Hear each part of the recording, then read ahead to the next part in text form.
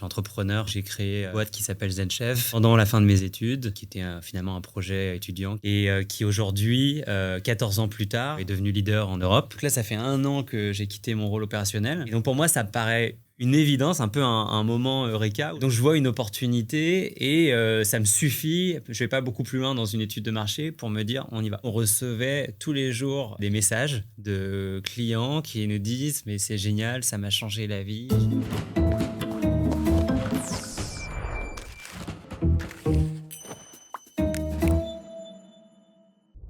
Bienvenue sur The Choice, l'émission où on examine les choix et les décisions de nos invités. D'une part, parce qu'on essaye de comprendre les décisions qui ont permis à nos invités d'avoir les trajectoires exceptionnelles qu'ils ont pu avoir. On est aujourd'hui avec Xavier Zetoun, cofondateur de ZenChef. ZenChef, c'est une marque que tout le monde connaît, que tout le monde utilise pour booker ses réservations au restaurant. Bonjour Xavier. Bonjour, merci de m'inviter. Avec grand plaisir. La seconde raison pour laquelle on s'intéresse aux décisions, à la manière de choisir, c'est parce qu'on a la conviction qu'à l'heure de l'IA et de l'IA qui exécute de plus en plus de tâches, demain peut-être même avec des robots qui viennent dans le monde physique exécuter aussi les tâches du monde physique, on vit un changement d'un monde où ce qui était le plus différenciant, c'était la capacité à exécuter. On disait qu'avoir une idée, ça avait peu de valeur. En fait, il fallait être capable d'aller au bout de cette idée et de l'exécuter. Et on pense que c'est en train de changer, qu'avec l'IA, l'exécution devient de plus en plus facile, accessible à tous, mais que par contre, du coup, ce qui reste aux humains, c'est de décider, de faire des choix intentionnels, et que ça va de plus en plus séparer les humains, c'est leur capacité à faire un choix. Je suis aussi avec Anne-Claire, CTO de Jupy, qui donc construit des outils pour aider les utilisateurs de Jupy à faire des décisions en entreprise, en groupe, dans leur vie personnelle. Bonjour Anne-Claire. Bonjour. Xavier, on va regarder quelques décisions que tu as faites, quelques choix, essayer de les comprendre, ce qui t'a amené à avoir cette trajectoire spectaculaire. Mais peut-être, pour que ceux qui nous écoutent mesurent un peu l'ampleur de ce que tu as fait, est-ce que tu peux nous parler de ZenChef, nous donner quelques chiffres? Oui, bien sûr. Peut-être déjà, rapidement sur moi. Donc moi, j'ai 39 ans. J'ai 2 enfants de 2 ans et 4 ans. Voilà, je suis marié, j'habite à Paris. Et effectivement, je suis entrepreneur depuis maintenant 14 ans, puisque j'ai créé une boîte qui s'appelle ZenChef pendant la fin de mes études et qui était finalement un projet étudiant qui s'est transformé en une société de réservation de restaurants avec un logiciel professionnel pour les restaurateurs et qui aujourd'hui, 14 ans plus tard, est devenu leader en Europe, donc avec plus de 30 000 restaurateurs qui l'utilisent au quotidien partout en Europe, des millions de personnes qui réservent tous les jours dans les restaurants et une équipe à travers l'Europe de plus de 500 personnes. Donc voilà, une boîte qui a atteint une taille assez mature. Combien d'acquisitions vous avez fait récemment? Alors, on a réalisé 4 acquisitions au total. Une pour ajouter une brique produit donc avec du paiement et puis d'autres pour se développer dans d'autres marchés européens avec des acquisitions de concurrents directs. Donc vous avez établi une domination sur cet espace de la réservation. Comme je disais tout à l'heure, moi je trouve que c'est spectaculaire et d'autant plus que vous aviez un énorme concurrent et quand vous avez démarré, il y avait quelqu'un qui était installé et qui n'était pas de l'ancienne économie, qui était déjà une start-up de la nouvelle économie qui s'était installée là. Ouais, alors ce qu'il faut savoir, c'est qu'on a démarré avec un produit qui n'était pas de la réservation, qui était une plateforme pour les consommateurs pour trouver des restaurants, mais pas pour aller jusqu'à la réservation. Et puis un jour, on s'est dit qu'il fallait qu'on aille vers la réservation. Et notre premier réflexe, a été d'aller voir La Fourchette, donc, qui était l'acteur historique, leader en France, et de leur proposer d'utiliser leur technologie en marque blanche. Et ils nous ont refusé cet accès. Et c'est grâce à ce refus que ZenChef est devenu ce qu'il est aujourd'hui, puisqu'on a décidé, mais on n'avait pas vraiment eu le choix, de créer notre propre technologie concurrente. Alors qu'à base, on voulait juste revendre en marque blanche celle de La Fourchette. Donc, vous avez réussi partout en Europe, peut-être demain d'autres géographies, à faire quelque chose, à établir en tout cas une domination. Il y avait des concurrents. Donc, pour moi, ça, c'est vraiment exceptionnel. Et donc, on va essayer de comprendre aujourd'hui quels sont les choix qui t'ont permis d'avoir cette trajectoire. J'espère que ça Allons-y. pourra inspirer d'autres gens, et c'est le but. Alors, première décision, il y a 14 ans, dans un écosystème qui en fait n'existe pas, un écosystème tech à Paris n'existe pas, et toi, tu décides de créer une société. Et donc, pour être précis, moi je pense au jour où tu es allé vraiment créer la société, tu as rempli un formulaire. J'imagine que tu as dû faire un chèque de 1 euro ou apporter peut-être un peu plus de capital. Donc, c'est quand même un moment décisif, au sens, c'est pas quelque chose d'anodin, ça prend pas 5 secondes, il y a forcément une réflexion. Et donc, je voudrais te demander, est-ce que tu te rappelles dans quel état d'esprit tu étais et pourquoi tu as décidé d'aller incorporer une société, de créer une structure? Qu'est-ce qu'il y avait derrière cette décision-là? Bah, déjà, ça faisait 1 an qu'on travaillait avec mon cousin, qui est devenu mon associé sur ce projet. On n'avait pas besoin d'avoir une entité juridique pour le développer, puisque on faisait ça avec nos propres moyens, et puis il n'y avait rien qui nous obligeait à faire quelques déclarations officielles, administratives. Et puis, lorsqu'on a fini de développer la première version de notre produit, qu'on était prêt à le lancer, bah, c'est là où on s'est dit, peut-être, si on a de la chance, qu'on va devoir facturer, gagner de l'argent. Et là, il faudra avoir une structure. Et donc, je me souviens très bien de ce jour où j'ai été au greffe de Nanterre avec mon scooter, déposer les papiers pour immatriculer la société. Et c'est vrai que c'est un jour super symbolique dont je pense qu'on se souvient toute sa vie quand on est entrepreneur. Et donc, ce jour-là, tu allais faire cette déclaration et vous n'aviez pas de clients, tu n'avais pas de besoin de facturer, mais tu t'es dit, je crée une société, ça y est, je suis chef d'entreprise. Quand on crée une société, on espère gagner de l'argent, on espère générer du chiffre d'affaires. Donc, quand on a un minimum confiance dans sa capacité à le faire, on passe par cette étape. Donc, si je comprends bien, dans l'année qui avait précédé, dans le cadre d'un stage, vous aviez déclaré que vous étiez en train de créer une société à ton école. Et après 1 an à faire ça, un moment où tu t'es dit, on va vraiment le faire. Et donc, pour le formaliser, je crée une boîte. Ouais, au-delà du côté administratif, je pense qu'il y a une symbolique qui est forte dans le terme, dans la manière de s'engager dans le projet pour de bon. Ça veut dire on va le faire pour de vrai. C'est plus un projet étudiant, c'est plus juste pour rigoler le soir.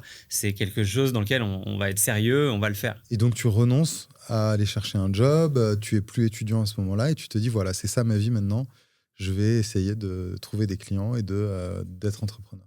Ouais, et en fait, il y a un cheminement pour arriver à ce jour. Moi, j'ai toujours créé des projets. J'ai créé une première boîte quand j'avais 15 ans. J'ai toujours développé des outils digitaux. Enfin voilà, j'ai baigné dans ce milieu-là, même si j'étais pas réellement entrepreneur depuis longtemps. Ce qui fait que j'ai jamais envisagé de faire autre chose. Et donc, j'ai pris le premier prétexte qui était ce projet étudiant pour me dire on y va.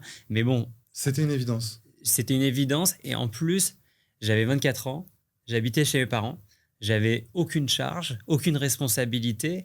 Donc en fait, la prise de risque était assez limitée. Oui, ne pas saisir un job, ne pas commencer sa carrière. Mais en fait, je me suis toujours dit que créer une boîte, ça allait être une expérience incroyable et qu'au pire, si je devais postuler plus tard, je pourrais la valoriser. Donc ça n'a pas été, je pense, une décision aussi lourde de conséquences potentielles que quelqu'un qui a déjà une famille, une carrière, un prêt, etc. Est-ce que, donc il y a la décision de commencer une boîte, puis après il y a la décision de quel projet on fait.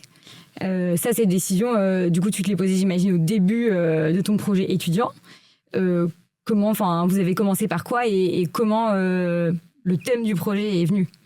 Ouais, alors, je pense que c'est comme...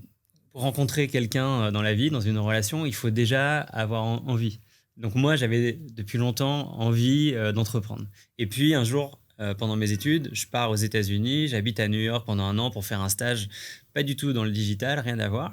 Mais en tant que consommateur, je découvre des plateformes qui aident les restaurateurs à avoir de la visibilité online et aux consommateurs à trouver des restaurants. Et puis c'est les débuts du mobile, donc tout ça est en train de changer rapidement et en train d'aller sur le mobile. Et à mon retour, après ce fameux stage à Paris, je découvre qu'il n'y a rien en France. Et donc pour moi, ça me paraît une évidence, un peu un moment eureka où je me dis, c'est pas possible que dans le pays le plus connu au monde pour sa gastronomie, où il y a énormément de restaurants, qu'on soit aussi en retard. Donc, je vois une opportunité et ça me suffit. Je ne vais pas beaucoup plus loin dans une étude de marché pour me dire, on y va. Et donc, on y va, ça veut dire, à ce moment-là?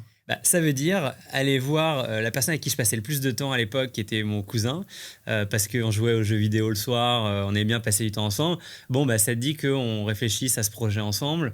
Donc au début, c'était un jeu. Le soir, on bossait ensemble. Lui, pour le coup, était salarié, donc il était occupé la journée.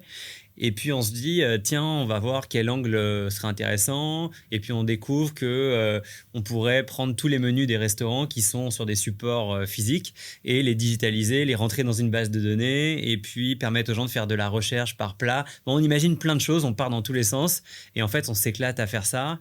Et Tu puis aurais voilà. créé la société s'il n'y avait pas eu ton cousin, cette relation avec ton cousin? C'est difficile de savoir après coup si. C'est pas sympa pour lui de dire oui, quoi. Non, mais en fait, ça a été une évidence à l'époque, donc peut-être que, franchement, je saurais En pas tout cas, te c'est dire. très fondateur pour toi, je crois, d'avoir été avec lui. Je crois qu'une fois, tu m'avais dit, c'était un des drivers principaux, c'était de passer du temps avec mon cousin. Ouais.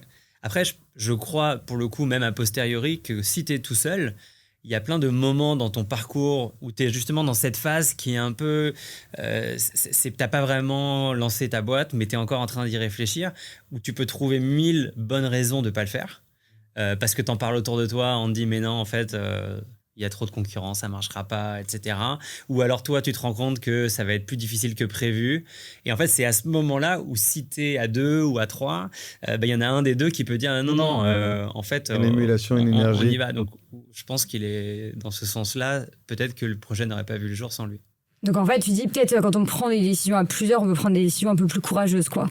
Ou courageuses ou viser un peu plus loin. Enfin, dans ce cas-là, est-ce que tu as l'impression que finalement vous avez pris une décision à deux avec ton cousin d'avancer ou alors est-ce que tu as dû un peu influencer sa décision, enfin le convaincre aussi? Absolument. Et en plus, ce qui a été encore plus moteur, c'est que lui était salarié les 6 premiers mois de sa boîte et donc il faisait ça que le soir et le week-end. Et puis à un moment donné, la question s'est posée de est-ce que tu rejoins le projet à plein temps? Ce qui voulait dire pour lui quitter un job bien payé. Avec une famille, il avait déjà un premier enfant à l'époque, marié, etc. Donc lui, il a dû faire face à ce choix avec des responsabilités importantes. Contrairement à toi, donc. Contrairement à moi.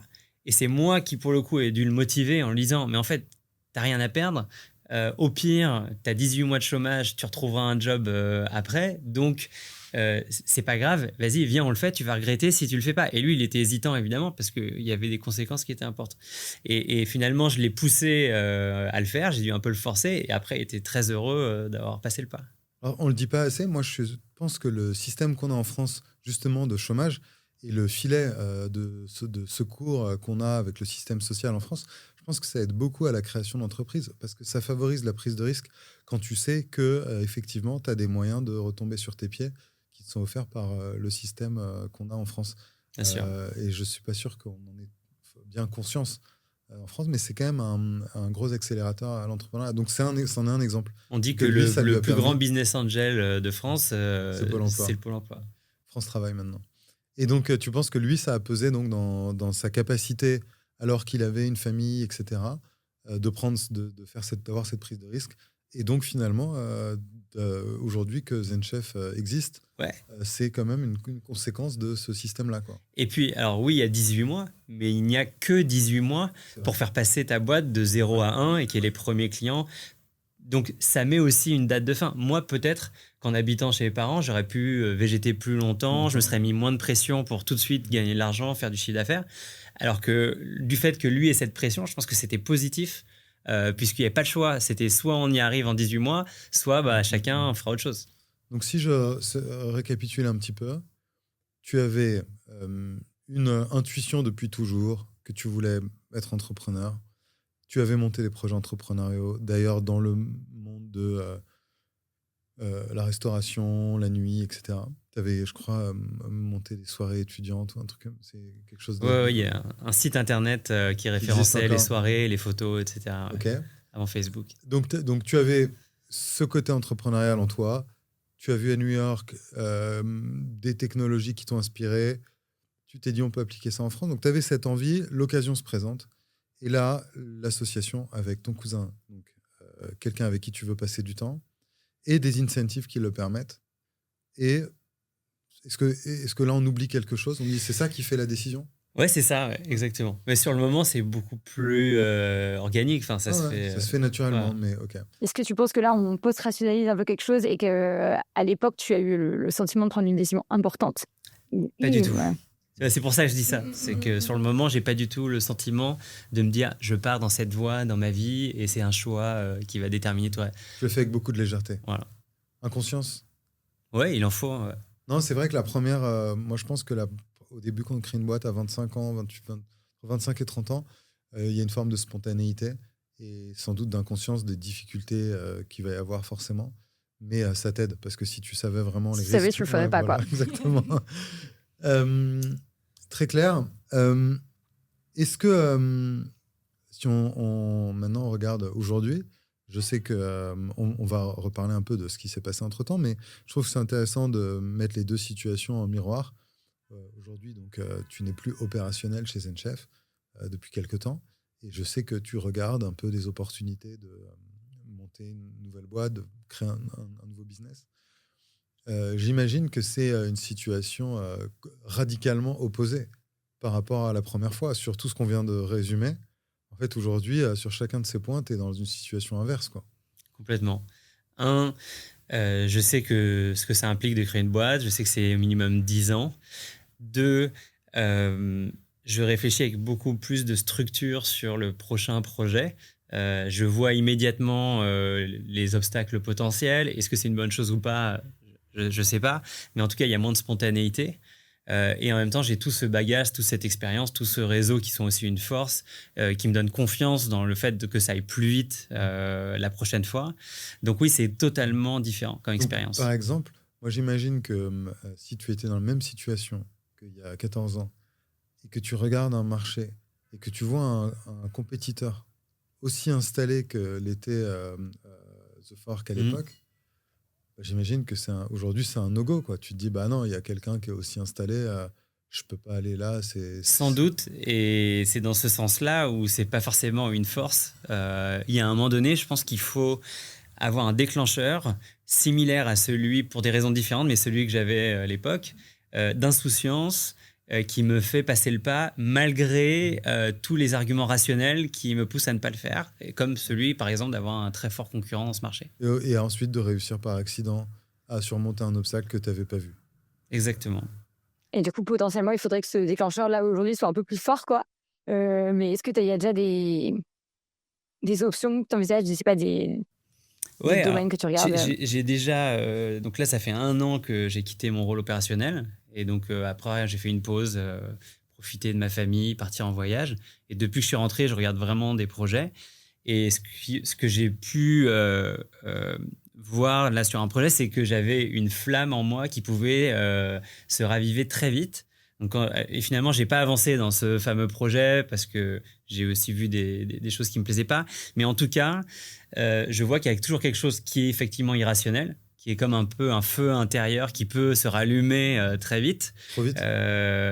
Non, je pense pas trop vite parce Moi, que... je me rappelle que je t'ai vu il y a quelques semaines et tu me dis oui, j'ai une idée hier, je sais ce que je vais démarrer ça, c'est sûr. Et je crois que le lendemain après, tu avais changé d'avis. Ouais. Donc tu es très enthousiaste, quoi. Ouais. Mais ça, je pense que c'est justement ce côté un peu insouciant. Mais il le faut. Qui est toujours là. Si on réfléchit trop, on fait rien. Voilà, exactement. Et donc, je sais que le moment voulu, quand j'aurai vraiment une conviction forte, j'aurai en plus ce petit truc irrationnel qui me fera passer le pas. Est-ce que c'est plus difficile aujourd'hui de trouver une idée qu'il y a 15 ans? L'environnement a beaucoup changé. Moi, je pense que c'est plus facile. Je pense que les idées, elles tournent toujours autour des mêmes sujets et qu'on réinvente plutôt des usages, mais c'est rare d'avoir des vraies innovations au sens de créer quelque chose qui n'a jamais existé auparavant. Donc souvent, on réfléchit à comment mieux faire avec un nouveau paradigme, avec des nouvelles technologies, avec des nouvelles manières de faire, des nouveaux business models. Et donc dans ce sens-là, je pense qu'il y a autant d'idées, voire plus peut-être qu'il y a 15 ans. Il suffit juste de creuser des sujets, d'aller voir les problèmes, d'avoir une approche il y a 15 ans, terrain. Il y avait beaucoup de greenfield, là, d'espace à conquérir. Il n'y avait rien, en tout cas sur le digital. Et il fallait y aller, installer quelque chose. Et est-ce qu'aujourd'hui, on n'est pas dans écosystème où à la fin, les besoins humains, il y a le transport, effectivement la gastronomie, le loisir, l'entertainment. Ensuite, il y a la productivité, il y a les paiements. Et puis, bon, en fait, il y a un certain nombre de verticales, mais ce nombre, il est fini. Et après, on peut inventer des nouvelles choses. Il y a des nouveaux produits quand même. Enfin, je sais pas, mais par exemple, Musk qui crée des satellites. Enfin, il y a quand même une innovation de disruption, je pense, qui est encore possible aujourd'hui, quoi. Ouais, avec la technologie. Donc, mais c'est la question. Et donc, il y a tout un ensemble de verticales qui sont déjà. Il y a déjà des acteurs avec de la technologie. Pour prendre l'exemple, quand on a parlé du mobile, à un moment, on parlait du CRM pour le mobile. Bon, finalement, c'était Salesforce, quoi, le CRM du mobile. Alors, il y a eu Uber qui a disrupté les taxis, Airbnb qui a disrupté Booking, mais je crois que, quand on regarde les cours de bourse, Booking, c'est aussi Booking qui a disrupté Booking lui-même et qui s'en est bien sorti. Et donc, je ne sais pas si, en fait, aujourd'hui, quand on regarde ces verticales, est-ce que moi, j'ai l'impression quand même que c'est très bouché. Alors après, il faut être créatif et dire Ouais. comment toi Moi, je crois selon l'adage, on surestime ce qu'on est capable de faire à 3 ans et on sous-estime ce qu'on est capable de faire à 10 ans. Et la plupart des boîtes qui sont aujourd'hui au Nasdaq, qui sont les mieux valorisées au monde de la technologie, je pense, n'existaient pas pour la plupart il y a 30 ans. Il y a 30 ans. Voilà. Donc 30 ans, c'est pas beaucoup. Donc, et pourtant, il y avait des usages. Ce que je veux dire, c'est les boîtes qui font du CRM, qui font de la mobilité. Il y avait d'autres formes qui correspondaient aux possibilités de l'époque. Et là, on entre dans une nouvelle ère avec l'intelligence artificielle, avec la robotisation. Et du coup, je pense que c'est dans ce sens-là où il y a énormément d'opportunités qui sont en train de se créer. Donc, donc il y a, d'une part, on dit il y a des verticales qui existaient déjà. Dans ces verticales, il y a déjà des sociétés technologiques qui existent, mais on se dit que peut-être avec l'IA, on peut les prendre de vitesse ou mieux exécuter. Mais même les gens qui créent en IA, il y en a beaucoup. Et dès qu'on pense à une idée, à une nouvelle verticale, on regarde, et j'ai une super idée, j'ai jamais vu ça, ça n'existe pas. Et puis tu fais une recherche. Et l'autre jour, on parlait d'entreprises qui font de la simulation, au sens des simulations, par exemple, d'études de marché, en simulant des consommateurs avec des agents, pour essayer de faire des enquêtes de prédiction de est-ce qu'un nom, un logo, une idée va être bien reçue. Et en fait, tu fais une recherche et il y a 30 startups financées qui se sont lancées là-dessus il y a 2 ans. Et c'est déjà un océan rouge. C'est-à-dire que même parmi ces 30, en fait, elles sont toutes identiques. Tu regardes les sites web, elles se sont uniformisées. Elles ont toutes, il y en a une, c'est Andreessen, l'autre, c'est Sequoia, etc. Donc comment, dans cet environnement-là, comment tu peux réfléchir à trouver une idée et te dire, cette idée, elle va être un peu... je vais avoir un endroit où je peux exécuter, me différencier, construire un business. Ouais, déjà, je pense que le propre de la disruption technologique fait qu'il y a beaucoup de gens qui s'engouffrent dans l'opportunité et c'est pas nouveau. Il y a eu beaucoup de gens qui se sont engouffrés dans le search, dans le e-commerce et c'est normal. C'est un processus, je pense, qui se répète, qu'il y ait beaucoup de capitaux investis pour prendre des risques. Du coup, il y a beaucoup de boîtes qui font la même chose. Et à la fin, dans 10 ans, on saura qui seront les gagnants. Toi et moi, quand on a créé il y a 15 ans, ce qu'on disait tout à l'heure, il n'y avait rien à Paris. Il n'y avait pas les gens qui créaient des startups, il y en avait très peu. Ils allaient tous encore dans le conseil ou la finance. Et donc, on a monté des startups. Et nous, on se connaît depuis. On a fait ça tous les deux il y a 15 ans. Et on est très, très peu à l'avoir fait dans cette génération. Et on a fait beaucoup d'erreurs sur la route. Mais c'est pas grave parce qu'on n'était pas nombreux. On était là avant. Et le fait d'avoir cette intention et cette direction, c'est ça qui nous a permis de réussir. Ouais. C'est pas l'exécution.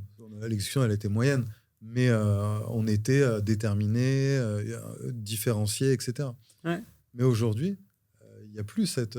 tu vois, tu dis, je peux pas dire, je suis tout seul, et puis j'ai une hypothèse qui fait qu'au moins grâce à cette hypothèse, je peux ne pas travailler plus que tout le monde, être mieux financé. Enfin, aujourd'hui, j'ai l'impression que pour réussir, il faut travailler plus, être mieux financé, avoir un meilleur réseau. Il faut que sur tous les domaines, tu aies un avantage, parce que sinon, tu ne vas jamais y arriver, quoi. Effectivement, je pense que si tu vas dans cette course à l'IA actuelle sur les sujets les plus critiques du moment, il y a une compétition qu'il n'y a jamais eu.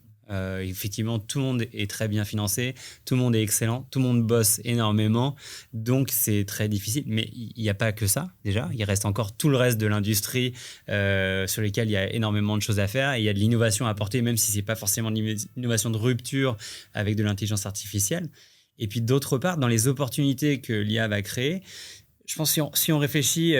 qu'est-ce qui a développé l'industrie du loisir et du voyage qui n'existait pas, je ne vais pas dire de bêtises, mais il y a peut-être une 50aine d'années, c'est les congés payés. C'est la productivité qui a augmenté dans les entreprises et qui a permis de créer les congés payés et qui a permis ensuite aux gens de partir en voyage. Et donc, moi, je pense que souvent, les gens ont peur de la productivité qui augmente de manière extrêmement violente en ce moment avec l'intelligence artificielle et donc des emplois qui vont disparaître, et il y en aura sûrement. Mais je pense qu'il va y avoir 10 fois plus d'emplois qui vont être créés dans des industries, pour en revenir à sous-estimer ce qui vient ici en 10 ans, des industries qu'on n'arrive même pas à imaginer donc aujourd'hui. tu dis la société change. Tu vois, quand tu dis les congés payés, il y a des changements sociétaux et ces changements créent un moment des grands mouvements.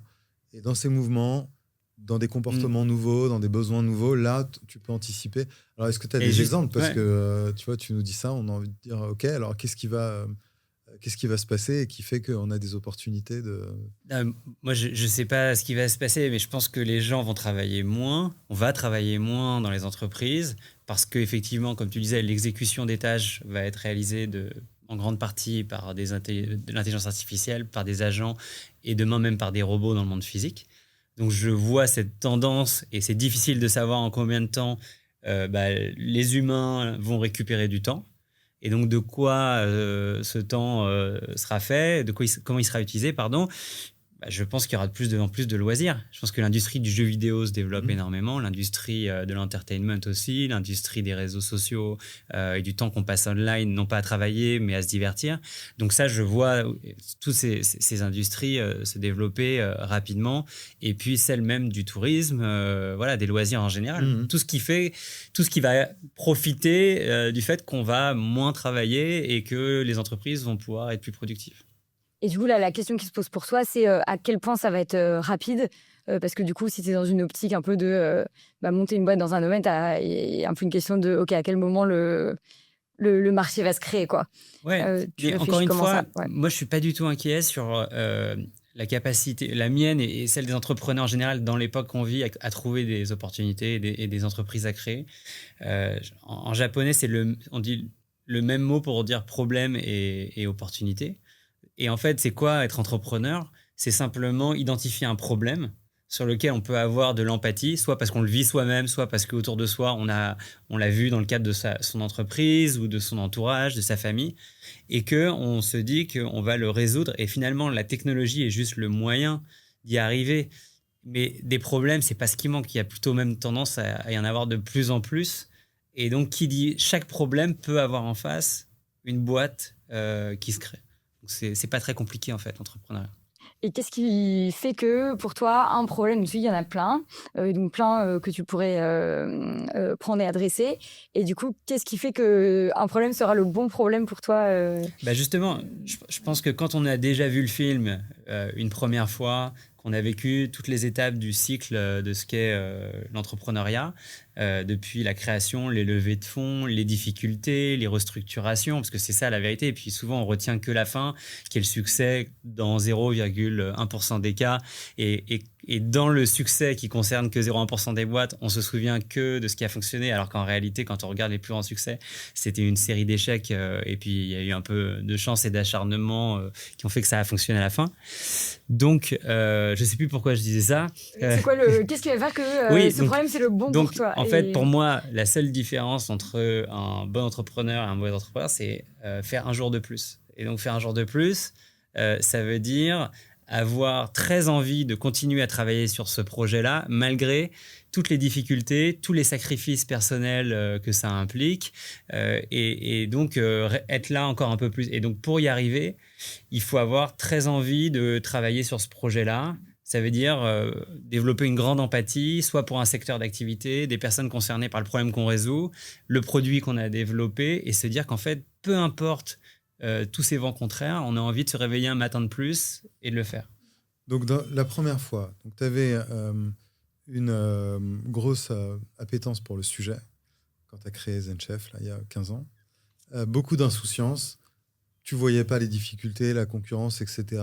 Et on était dans un océan bleu, il y avait personne. Et il fallait... Aujourd'hui, donc c'est l'inverse. Tu comprends, tu vois les spaces, tu vois les difficultés. Il y a une intensité de compétition qui est très élevée.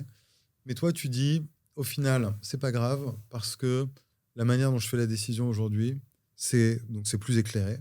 Je vois toutes ces options et je suis pas à court d'options parce que en fait, il y a des nouvelles technologies, il y a des changements sociétaux. Je regarde tout ça, je vois plein de problèmes. Et une fois que tu as ça, comment tu vas, tu vois que j'imagine que tu l'as pas encore fait, mais comment tu vas resserrer après pour te dire, ok, est-ce que tu les regardes une par une? Est-ce que à un moment, tu dis, je prends des notes et puis j'ai 10 candidats et je vais choisir l'une de ces boîtes et je vais la créer. Tu vois, comment, il y a 15 ans, tu as choisi parce que tu avais ton cousin qui était là, tu l'as convaincu. Est-ce qu'aujourd'hui, ça va être encore une rencontre qui fait que tu vois, comment tu choisis dans toutes ces options? Moi, j'ai une petite activité d'investisseur depuis quelques années et je me suis rendu compte que ceux qui arrêtaient le plus vite, c'était souvent des consultants qui s'étaient reconvertis dans l'entrepreneuriat et qui avaient justement ce biais de voir un peu tous les secteurs, les scanner, voir une opportunité et y aller parce qu'ils ont envie d'être entrepreneurs, mais ils ne sont pas passionnés par le sujet. Et au bout de 2-3 ans, comme dans toutes les boîtes, les premières difficultés arrivent et ils arrêtent parce qu'ils peuvent être super bien payés en reprenant leur carrière de consultant. Et donc, ils n'ont pas envie de le faire. C'était fun de lever des fonds, de le faire, d'être pendant quelques années entrepreneur. Et donc, moi, je ne suis pas du tout dans une démarche justement structurée de réflexion en regardant des marchés, en ayant une méthodologie pour les filtrer et ensuite creuser plus ou moins. Je me mets plutôt dans le même état d'esprit que quelqu'un qui aimerait bien rencontrer l'âme sœur. Mais le pire moyen de la rencontrer, c'est de se mettre la pression et d'aller tous les soirs faire 10 dates et d'aller sur une app de rencontre, mais aujourd'hui tout le monde fait ça. Hein, donc, non. C'est comme ça. Mais d'ailleurs, je suis pas sûr que ça fonctionne. Mais bon, peu importe. Donc moi, je suis plutôt dans une démarche de sérendipité, de me dire, je vais pas me mettre de pression, je vais rencontrer des gens. Je vais explorer des sujets, je vais m'ouvrir l'esprit après avoir été 100% avec des œillères pendant 15 ans. Donc pas de pression et t'attends qu'il y ait un coup de cœur. Et pour moi, et encore une fois, pourquoi ? Parce que je pense que c'est le fuel qui permet de durer pendant 10 ans ou plus si t'es pas passionné. Et donc finalement, le prisme de prise de décision, pour moi, il doit être avant tout quelque chose qui vient du cœur, plus que quelque chose qui vient de la tête. Et après, une fois qu'il y a cette passion qui se développe sur un sujet, évidemment, il faut le creuser. Et si c'est pas une bonne idée, que le marché est trop petit, il y a des critères assez pragmatiques qu'il faut aussi utiliser. Mais le problème avec ces critères, c'est que si tu les appliques vraiment, tu élimines tout. Oui, mais si tu as la passion comme socle, je pense que tu peux passer ce sur sera un la critère. même chose qu'à l'époque où je regarderai pas trop. Je me dirai, on y va et puis on verra bien. Et tu rappelleras ta boîte 1001 menus. Bien sûr. C'était quand même un nom. 360 learning. Ouais, 360 learning. Mais non, on est resté fidèle à ce nom. Alors que toi, tu as renommé ZenChef. Ouais. Voilà, peut-être on aurait Écoute, dû le nom d'entrepreneuriat en B2B est difficile. Non, mais c'est un sujet qui a peu d'importance. Je pense qu'on survalorise. Non, moi, je crois pas. Je pense que la marque... tu vois, je me demande, par exemple, si Zoom, ils n'ont pas gagné pendant le Covid juste parce qu'ils s'appelaient Zoom par opposition à WebEx ou tu as des noms qui étaient moins... Zoom, c'était très... du coup, on fait un Zoom, tout le monde disait... Beaucoup de gens ont découvert ces outils pendant le Covid et je pense que même en B2B... En tout cas, peut-être que tu penses que ça n'a pas d'importance, néanmoins, tu as quand même rebrandé 1001 menus en ZenChef. Tu penses qu'il y aurait eu la même réussite si ça s'était appelé... si tu étais resté... Nous, il y avait un sujet qui était un problème exprimé par nos clients qui ne comprenaient pas ce qu'on faisait. Ils pensaient qu'on faisait des recettes. Du menu Donc c'est juste qu'on a un nom qui ne correspondait pas. Par contre, juste changer de nom pour de la cosmétique, il y a plein de cas où je pense que c'est pas utile. Il y a la mémorabilité du nom. Ouais, mais à la fin, ce que les gens retiennent, c'est les valeurs derrière la boîte, c'est le produit, c'est les gens. Et donc, ils associent, tu vois, il y a plein de marques pourries sur le papier. Je sais rien, je pense à Häagen-Dazs ou des trucs comme ça. Finalement, que tout le monde Non, retient. je sais pas, Häagen-Dazs, je pense que ça me donne une idée du froid. Tu vois, il y a les trémas, etc. Et donc, je pense que c'est des glaces, elles viennent du Nord, Häagen-Dazs, les Vikings, j'en sais rien. Je pense que ça favorise la création d'un imaginaire qui correspond au produit. Bon, c'est facile de le dire. Ouais, ça on peut stresser la liste. Ouais, c'est facile de le dire rétrospectivement. Ok. C'était pas. On peut faire 2 heures sur le rebranding dans le prochain choix, podcast. C'est la décision du nom de la décision. Mais moi, je pense que c'est un vrai sujet. Et je pense qu'il y a des boîtes qui réussissent uniquement sur le nom et 3 petits trucs autour du nom. Je pense que ça peut faire réussir. Après, peut-être que ce que toi, tu dis, c'est en B2B. La décision d'achat est souvent rationnelle. Et c'est vrai que même si tu n'as pas une bonne marque, tu peux sans doute trouver d'autres moyens de réussir. Donc, peut-être que ce n'est pas ce qui te fait échouer. Mais je pense que ça peut te faire réussir. Ça peut te mettre un x5 en accélération. Mais ok, c'est pas notre sujet aujourd'hui. Sur l'IA, avant de clore sur le sujet de la création d'entreprise en 2025 versus en 2010, on a un peu effleuré le sujet de l'IA. Mais moi, c'est vrai que quand je regarde aujourd'hui, donc les sujets, pareil, comme toi, je suis un peu business angel, je vois passer des petits dossiers, on discute avec les camarades qui créent des startups et souvent, donc, l'IA est centrale aujourd'hui parce que c'est une bonne raison de dire, quand tu crées un projet aujourd'hui, pourquoi ce projet aujourd'hui ? Parce qu'il y a un shift avec l'IA et ça change quelque chose et donc moi, je me sers de l'IA dans mon projet. Donc ça, c'est quasiment tout le monde aujourd'hui. Et je trouve que régulièrement, en fait, une question que moi je vais finir par me poser, je vais me dire, mais quelle est la vision d'un bénéfice sociétal que amène cette boîte ? Et j'échoue à la trouver. Et ça me dérange, parce que je me dis, une des raisons de réussir, c'est que tu te dis, je vais améliorer la société. Donc on dit beaucoup changer le monde, et c'est dans là le playbook de Y Combinator, c'est l'entrepreneur, il veut changer le monde, mais c'est un peu niais, mais il y a cette idée quand même qui est, je pense, un bon principe premier, que si tu améliores le monde et que tu te mets au bon endroit, tu vas capter un peu de la valeur de cette amélioration. Et donc, c'est une raison pour laquelle tu vas réussir. Mais avec l'IA, on avait avec Internet un projet, c'est Internet va connecter les gens. Et on va être connecté, donc on va être mieux. Il y a un truc un peu de la révolution populaire, puisque on va être enfin connecté, donc on va power to people, quoi. Il y a un côté un peu comme ça. Mais avec l'IA, je ne sais pas quel est le projet un peu sociétal, et je trouve que ça s'en ressent dans tous les pitchs, où je sais que toi et moi on parlait de boîte de workflow, on dit on va améliorer je sais pas, tel processus RH, et tu dis mais est-ce qu'on va l'automatiser, est-ce que le monde est meilleur après, quoi. Alors est-ce que toi aujourd'hui tu vois, d'une part, est-ce que c'est un driver dans ta décision de dire ouais, je vais changer le monde, on est dans un monde particulier, donc même de dire aujourd'hui je vais rendre le monde meilleur, parfois tu peux dire c'est naïf, et en fait tu vas pas rendre le monde, il a des sérieux problèmes, et tu vas rien faire du tout. Le monde il va être de pire en pire. Là on va dans une polarisation d'une part, et d'autre part, est-ce que la vague technologique en cours, elle porte en elle un optimisme en dehors de dire ouais, on va t'automatiser, en fait, on va te remplacer. Ouais, moi je pense que c'est pas forcément le rôle de l'entrepreneur de résoudre tous les grands problèmes du monde. Et d'ailleurs, on a un peu survendu l'idée de on va changer le monde en créant des startups. C'est vrai. La réalité, c'est que la plupart des boîtes, elles font des workflows et des process internes d'entreprise un peu boring. Ouais. Mais tu vois, nous, on faisait un truc qui était peut-être plus sexy que la moyenne avec la réservation de restaurants. Au moins, les gens connaissaient, ça peut parler à tout le monde. Néanmoins, on sauvait pas des vies. Non, mais tu es des restaurateurs. Oui, on est des restaurateurs. Mais ce que je veux dire par là, c'est que si tu optimises le quotidien de une demi-heure par jour de quelqu'un dans un département RH d'une boîte, et ben en fait, tu peux en tirer énormément de satisfaction parce que tu facilites la vie de cette personne et tu peux avoir l'impression d'avoir un impact positif sans forcément résoudre un des grands problèmes sociétaux. Parce que tu fais passer la productivité de 15,5 à 15,7%.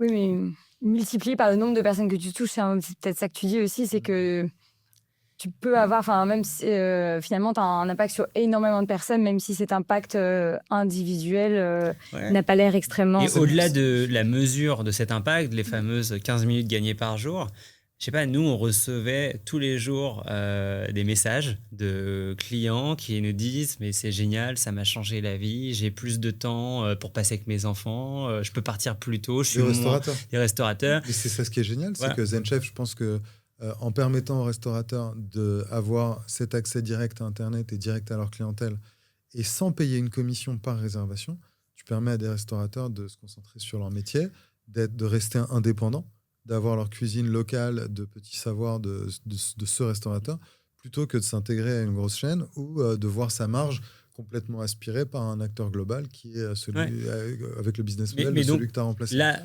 maintenant que je suis dans une démarche de réflexion sur une nouvelle boîte, mon réflexe, après avoir quitté ZenChef, c'était de me dire OK, quels sont les grands problèmes du monde ? Je pense qu'il y a un côté OK, j'ai réussi à faire du business sur une première boîte. Mais ZenChef, c'était peut-être pas un grand problème du monde, mais quand même, l'indépendance des restaurateurs, plutôt que d'avoir que des grosses chaînes avec des processus industrialisés, pour ça, il faut que le restaurateur il soit capable d'accéder, de fidéliser ses clients, de faire de la relation client. Voilà. Bien sûr. Non, mais en tout cas, moi, je suis super fier de... problème, en tout cas, c'est positif pour le monde. Et toi, ZenChef a réussi en captant une partie de cette valeur. Est-ce que demain, si tu dis je fais un workflow qui améliore les missions d'un document, en tout cas, je ne sais pas si fondamentalement l'IA amène... ça va plus vite, mais on va où plus vite ? Parce que si tu dis j'y vais plus vite, c'est bien. Mais il faut que tu ailles à un endroit... Moi, je pense que le driver de l'être humain, c'est d'utiliser la technologie d'une manière ou d'une autre pour améliorer ses tâches au quotidien. Et on peut remonter jusqu'à la préhistoire. C'est quelque chose de hard-codé le progrès. Le progrès, exactement. Donc on va vers ça sans savoir forcément pourquoi on y va et la direction. Mais si on peut le faire, si c'est disponible, la technologie existe, on va l'exploiter. Il y a un besoin autour de ça. Donc c'est pas un driver pour toi, tu pourrais faire des missiles ou du ZenChef, c'est pareil. Quelque chose qui détruit la société, peut-être ce serait pas ça ma zone de plaisir dans mon quotidien. Mais il y en a besoin aussi aujourd'hui, le monde a changé à nouveau. Alors j'y connais rien et je suis sûr qu'il y a plein de boîtes en défense qui sont super intéressantes.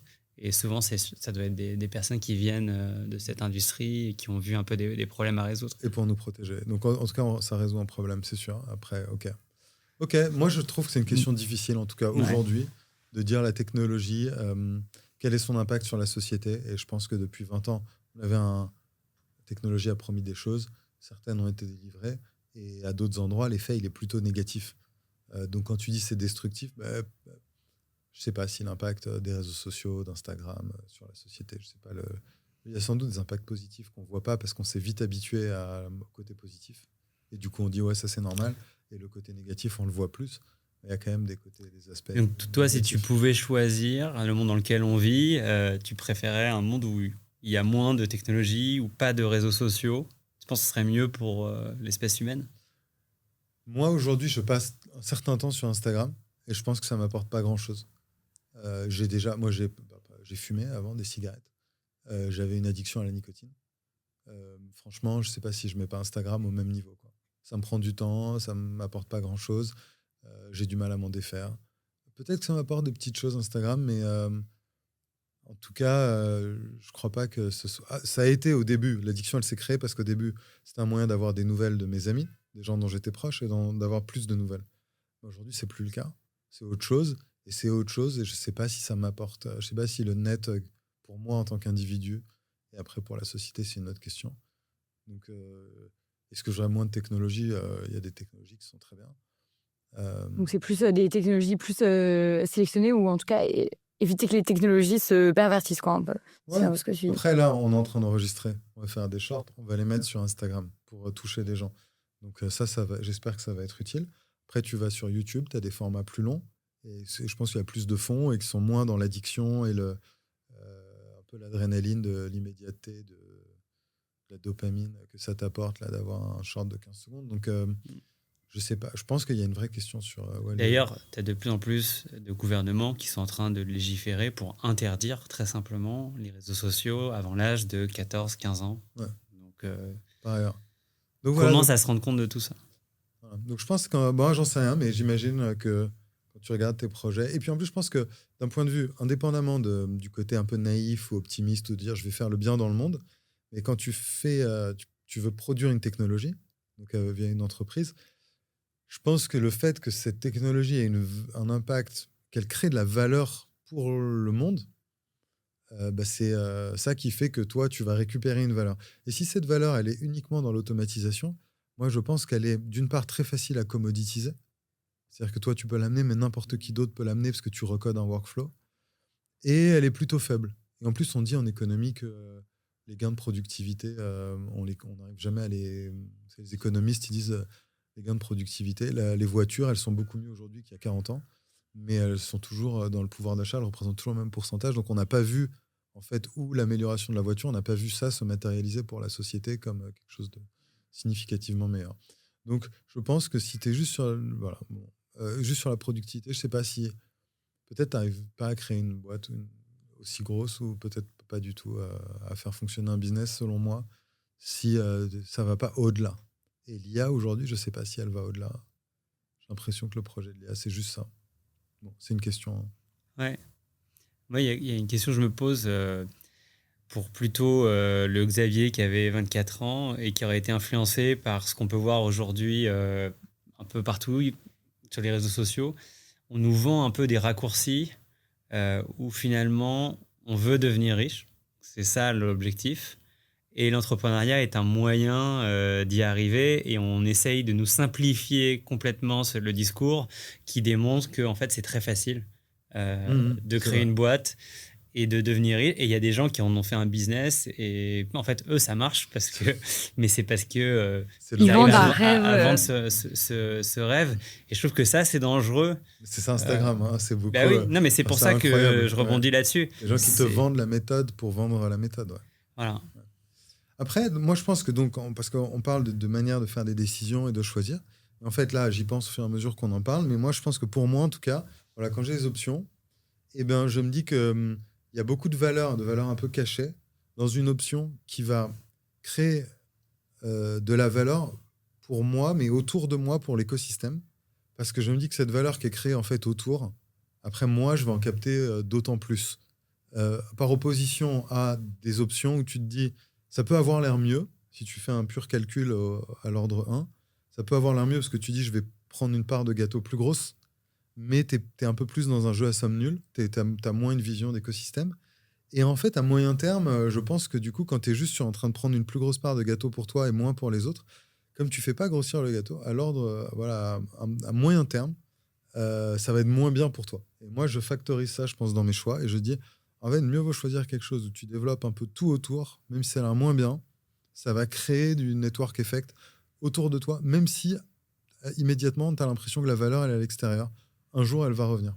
Et donc, c'était ça pour 360 Learning. C'est quelque chose que tu t'es dit? Oui, dans l'apprentissage collaboratif, le fait, il y avait plein d'autres dimensions. Le côté donner un outil à l'utilisateur pour créer ses formations plus facilement. Mais il y a un peu la même réflexion. Disant, si les utilisateurs peuvent tous créer des formations facilement, ils vont créer plein de formations, on va créer plein de valeurs. Alors, OK, moi, je lui ai vendu l'outil. C'est lui qui crée sa valeur, elle est à lui. Mais en fait, on fait grossir le gâteau. Mais tu vois, pour rebondir sur ton point, si tu crées un workflow qui va aider quelqu'un tout seul dans son coin, il y a de grandes chances que ta boîte disparaisse parce qu'effectivement, tu n'as pas cet effet de réseau. Alors que si tu orchestres des process, en fait, tu crées vraiment une plateforme et que tu vas développer un écosystème, tu vas créer une défensabilité sur ta boîte qui est beaucoup plus forte. Mmh.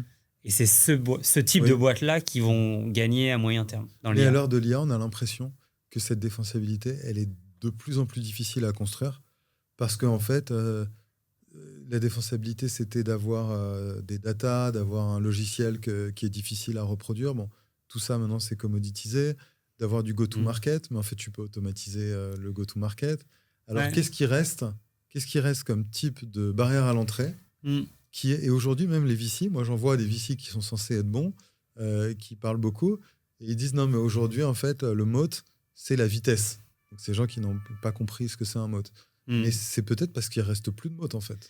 Alors, moi, un angle intéressant que je vois dans pas mal de boîtes IA, c'est d'aller chercher les tâches qui, avant leur outil, n'étaient pas réalisées par un autre outil. C'est-à-dire ne pas remplacer le logiciel existant, mais remplacer une tâche faite par un humain. L'exemple, c'est les assistants vocaux.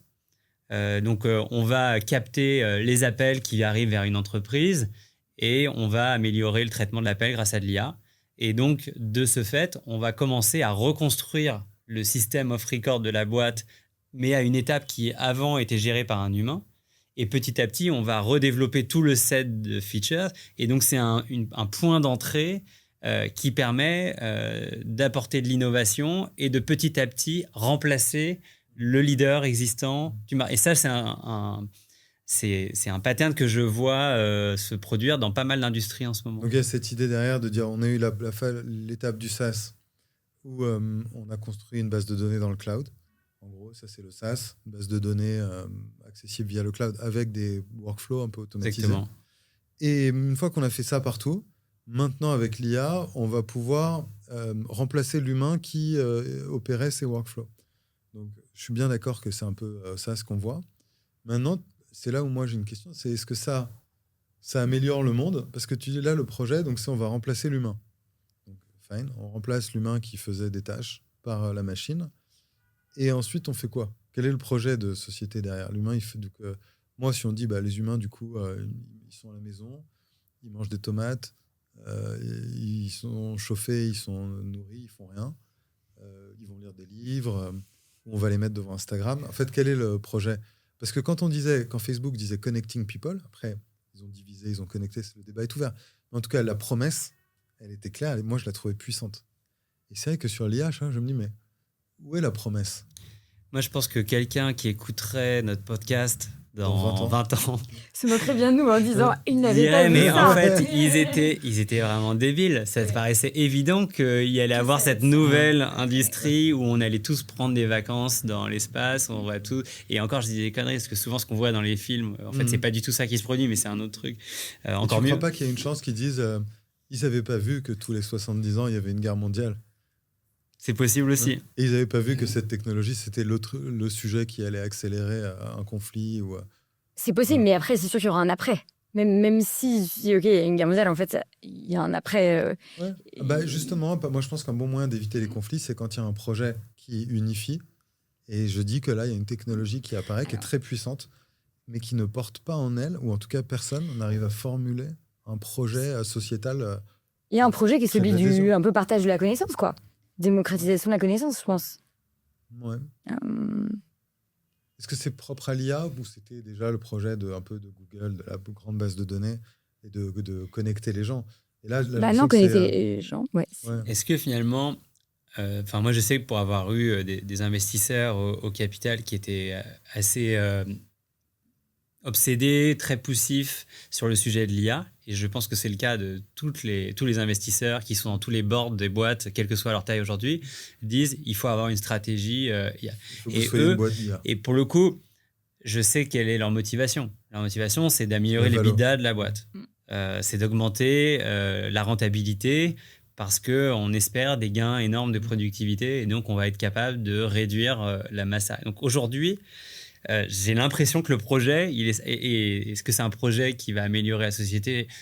J'en sais rien. Peut-être ça va ouvrir des nouvelles possibilités, peut-être que ça va être super. Mais à très court terme, j'ai l'impression que c'est quelque chose d'assez pragmatique, rationnel on va améliorer la productivité des entreprises. On va automatiser, oui.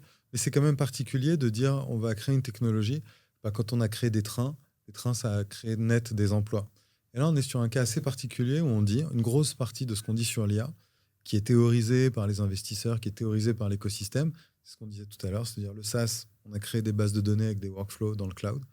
Et avec l'IA, maintenant, on remplace l'opérateur de cette base de données, puisque maintenant qu'on a mis du logiciel sur le cœur, sur le système off-record, bah, c'est bien parce qu'on peut s'étendre juste à côté et on remplace l'humain. Mm. Et ça, je pense que c'est quelque chose qui est nouveau et qui est, en tout cas, qui mérite d'être noté, Ouais. je trouve, et qui, pour moi, me pose une question, mais que je suis pas critique forcément. Hein. Non, mais moi, je pense à un exemple. Tu vois, le monde avait beaucoup de commerciaux chez ZenChef.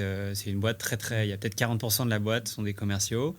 Et je sais que dans toutes les boîtes, et chez nous aussi, la pire phobie du commercial, c'est remplir le CRM. C'est vrai. Parce que le job du commercial, c'est de faire de la relation Parce qu'en client. général, la page du CRM met 1 minute à charger. Alors ça, mais même dans un CRM, imaginons le meilleur CRM, le plus moderne, le plus simple, il faut quand même ouvrir une page, faire un résumé de ce qu'on s'est dit avec le client, le prospect. Très administratif. Ouais. Et donc, ça représente une part significative de leur temps. Donc, on l'automatise. Tu l'automatises, qu'est-ce qui va se passer ? Bah, le commercial va passer plus de temps avec ses clients, ses prospects, il va être plus épanoui dans son job. Et le projet des boîtes d'IA aujourd'hui, c'est de remplacer le commercial. Ah oui, à terme, mais ça, c'est le projet de la technologie. Justement, je pense que c'est assez nouveau. Ouais, bon, après, moi, j'y crois pas du tout. Je pense que tu vas avoir des commerciaux un peu augmentés, mais qu'il y a encore certaines décisions qui sont prises parce que tu achètes la confiance que tu gagnes de la part d'un autre humain qui te vend quelque chose. En fait, et moi, je pense pas que ce truc-là va changer. D'ailleurs, moi, je réfléchis aussi, j'ai 2 enfants qui ont 2 ans et 4 ans, je me dis sûrement que 90% des jobs qui existent aujourd'hui auront disparu le jour où ils rentreront dans le marché du travail. Donc, comment, dès maintenant, réfléchir sur quoi il faut les former ? C'est quoi la bonne boîte à outils pour eux ? Moi, je veux clarifier un peu parce qu'on est sur sur The Choice et on essaye de comprendre comment on fait des décisions, comment on fait des choix. Et moi, je m'attarde sur ce sujet du projet sociétal et je pense que c'est parce que moi, personnellement, ça fait partie de mes méthodes, donc de partir de principes premiers. Et donc, moi, j'ai une vision du monde réduite à des choses simples, parce que pour réfléchir, ça marche qu'en disant des choses simples. Moi, j'ai quelques idées simples qui essayent de guider tous mes choix et donc de faire un système, parce que j'ai des sortes de critères. Et je pense que dans ce système-là, à un moment donné, notamment dans la technologie, j'essaye d'avoir une vision du monde de où est-ce qu'on va. Et je me dis, voilà, comme ça, quand je fais mes décisions, jour après jour, je suis guidé par cette vision finale du projet. Et du coup, ça me permet de trier les décisions et en plus de m'assurer que tous les choix que je fais, ils sont cohérents. Et c'est vrai qu'avec l'IA, il y a un moment où je me dis, mais là, la vision, c'est quoi ? C'est plus personne ne travaille, on les a tous remplacés. Il y a un système qui tourne. Et nous, on construit avec Jupy, on en parle, on dit, mais en fait, il faut que les gens ils puissent faire leurs décisions en intervenant le moins possible. L'IA score, trouve la meilleure option, dit, OK, on a décidé, l'option, c'est ça, maintenant, voilà la prochaine décision. Et que tout ça se produise un peu automatiquement. Et à un moment, tu te dis, bon, OK, c'est ça qu'on est en train de faire, mais moi, ce truc... T'arrives pas à te projeter, quoi. En gros, tu dis, pour faire des bonnes décisions, il faudrait me projeter dans ce qui va se passer si jamais je fais X, Exactement. Y, Z. Et là, j'ai un peu du mal à me projeter parce que ça me paraît absurde, en fait. À quoi ressemble le monde à la fin de tout ça ? Moi, je pense que tu surestimes les capacités d'adaptation de l'IA. Non, de l'IA. Tu vois, tout le monde parle de quand on atteindra l'intelligence artificielle générale, l'AGI, qui sera capable de prendre les décisions, parce que c'est un peu le dernier truc qui va rester aux humains. C'est certaines décisions complexes qui devront être prises par l'IA, mais peut-être qu'un jour, il y aura un peu ce fameux moment de singularité où... non, même l'IA sera capable de prendre ces décisions. Et moi, j'ai l'impression que ce moment, on n'arrivera pas tout de suite. Voire même, peut-être qu'il n'arrivera jamais. On fait des tests tous les jours. Et tu vois, là, on a un truc qu'on teste en ce moment qui écoute, nos conversations internes. Et avec le transcript, après avoir parlé, nous, donc avec notre équipe chez Jupy, on reçoit un message qui dit, voilà les décisions qu'il faut prendre maintenant suite à cette conversation. Et c'est extrêmement précis. Et en plus, après, ça te donne des options d'une manière assez pointue. Et je pense qu'on n'est pas loin du moment où nous, on est là, on parle, et tu as un système qui dit, allez, maintenant, on fait ça, on décide ça, les next steps, c'est ça, et qui après va juste te dire, tu sais, tu avais parlé de ça, tu l'as pas fait, il serait temps que tu prennes cette action. Et je pense que ça va vite quand même. Ça va vite. Et ce que tu disais, c'est à l'échelle de 1 an, ça va lentement. Je pense qu'à l'échelle de 5 ou 10 ans, ça va être spectaculaire. Et je crois qu'on n'est pas très intentionnel sur le projet de société. Voilà. Pour clarifier, je pense que c'est ça, c'est que je trouve qu'on n'est pas que personne, en fait, aujourd'hui, n'arrive à penser la technologie. Et je pense que c'est la première fois. Il y a toujours eu dans la société une transformation, des gens qui la réfléchissaient et qui arrivaient un peu à dire voilà où on va, voilà le monde qu'on fabrique. Et là, je pense que personne n'a la moindre idée du monde qu'on est en train de fabriquer. Il y a des boîtes qui essayent un peu, Anthropic, etc., qui ont cette espèce de truc parallèle de dire on construit les modèles, mais on réfléchit à pourquoi ils vont être appliqués et comment au moins on peut safeguard le truc, quoi. Mais c'est vrai que c'est plus comment on arrive à rendre le truc secure plutôt que de se dire ok, vers où est-ce qu'on va et c'est quoi le projet, quoi. Et aujourd'hui, là, ces dernières semaines, c'est vrai qu'il y a des gens qui disent non, mais on ne va pas détruire des emplois parce qu'en fait, il y a des emplois détruits, mais il y en a d'autres qui sont créés. Et puis là, on voit quand même que les GAFA, ils sont là. J'ai viré 15 000 personnes. Je vais sortir encore 20 000 personnes parce que j'ai automatisé grâce à l'IA. On regarde, on dit, mais est-ce que c'est qu'ils sont en train de licencier des gens parce qu'ils veulent plus de profit et que ils ont ou peut-être dans certaines boîtes de conseil, ils ont des problèmes de business model et ils utilisent l'IA comme excuse pour justifier au marché en fait des réductions d'emplois économiques? Ou est-ce qu'ils sont vraiment en train d'utiliser l'IA pour détruire des emplois qui sont remplacés, recréés moins vite que la vitesse à laquelle la technologie est détruite? Je pense que là, depuis peut-être 3 mois, avant, tout le monde se disait non, mais en fait, quand il y a une révolution, on recrée des emplois. Là, je pense que la question, elle se pose un peu plus. Ouais, je suis d'accord. Les cycles technologiques et les disruptions sont beaucoup plus rapides. Les cycles sont plus courts. Ce qui fait que et les cycles politiques, électoraux sont aussi très rapides. Et tout ça crée un contexte où personne ne prend vraiment le temps ou ne trouve l'intérêt à se projeter à long terme. Alors exactement. Alors que, je réfléchis à des politiques, je sais pas, en France, quand on a décidé de développer une filière autour du nucléaire, on imaginait que la société allait dans un sens, mais ça a pris beaucoup de temps. On a eu le temps de s'adapter à ça. Aujourd'hui, il faut prévoir quelque chose qui va révolutionner le monde dans 5 ans. Ouais. C'est trop difficile. Donc, on est un peu sur pilote automatique. On laisse la technologie, on essaie de réglementer un peu en Europe, on n'y arrive pas trop. On est je ne sais pas si tu as lu ce bouquin Antifragile de Taleb sur la résilience. Et justement, je pense qu'aujourd'hui, c'est impossible d'anticiper les changements. La seule chose que puisse faire l'être humain et la société en général, c'est être prête à réagir à toutes les éventualités et savoir qu'on va quand même survivre, quel que soit le scénario. Est-ce que ça t'arrive de réfléchir à est-ce que l'IA va prendre mon job, quoi, tu vois, nous, en tant que créateurs, dirigeants d'entreprise, de dire mais en fait, je vois arriver le moment où moi-même, ma valeur, elle est réduite par l'intelligence artificielle? Moi, je suis convaincu que les entrepreneurs, au contraire, c'est ceux qui vont construire le monde de demain. Quelle partie du métier va survivre? Mais c'est quoi l'obsession d'un entrepreneur au quotidien dès qu'on a une boîte qui commence à grossir?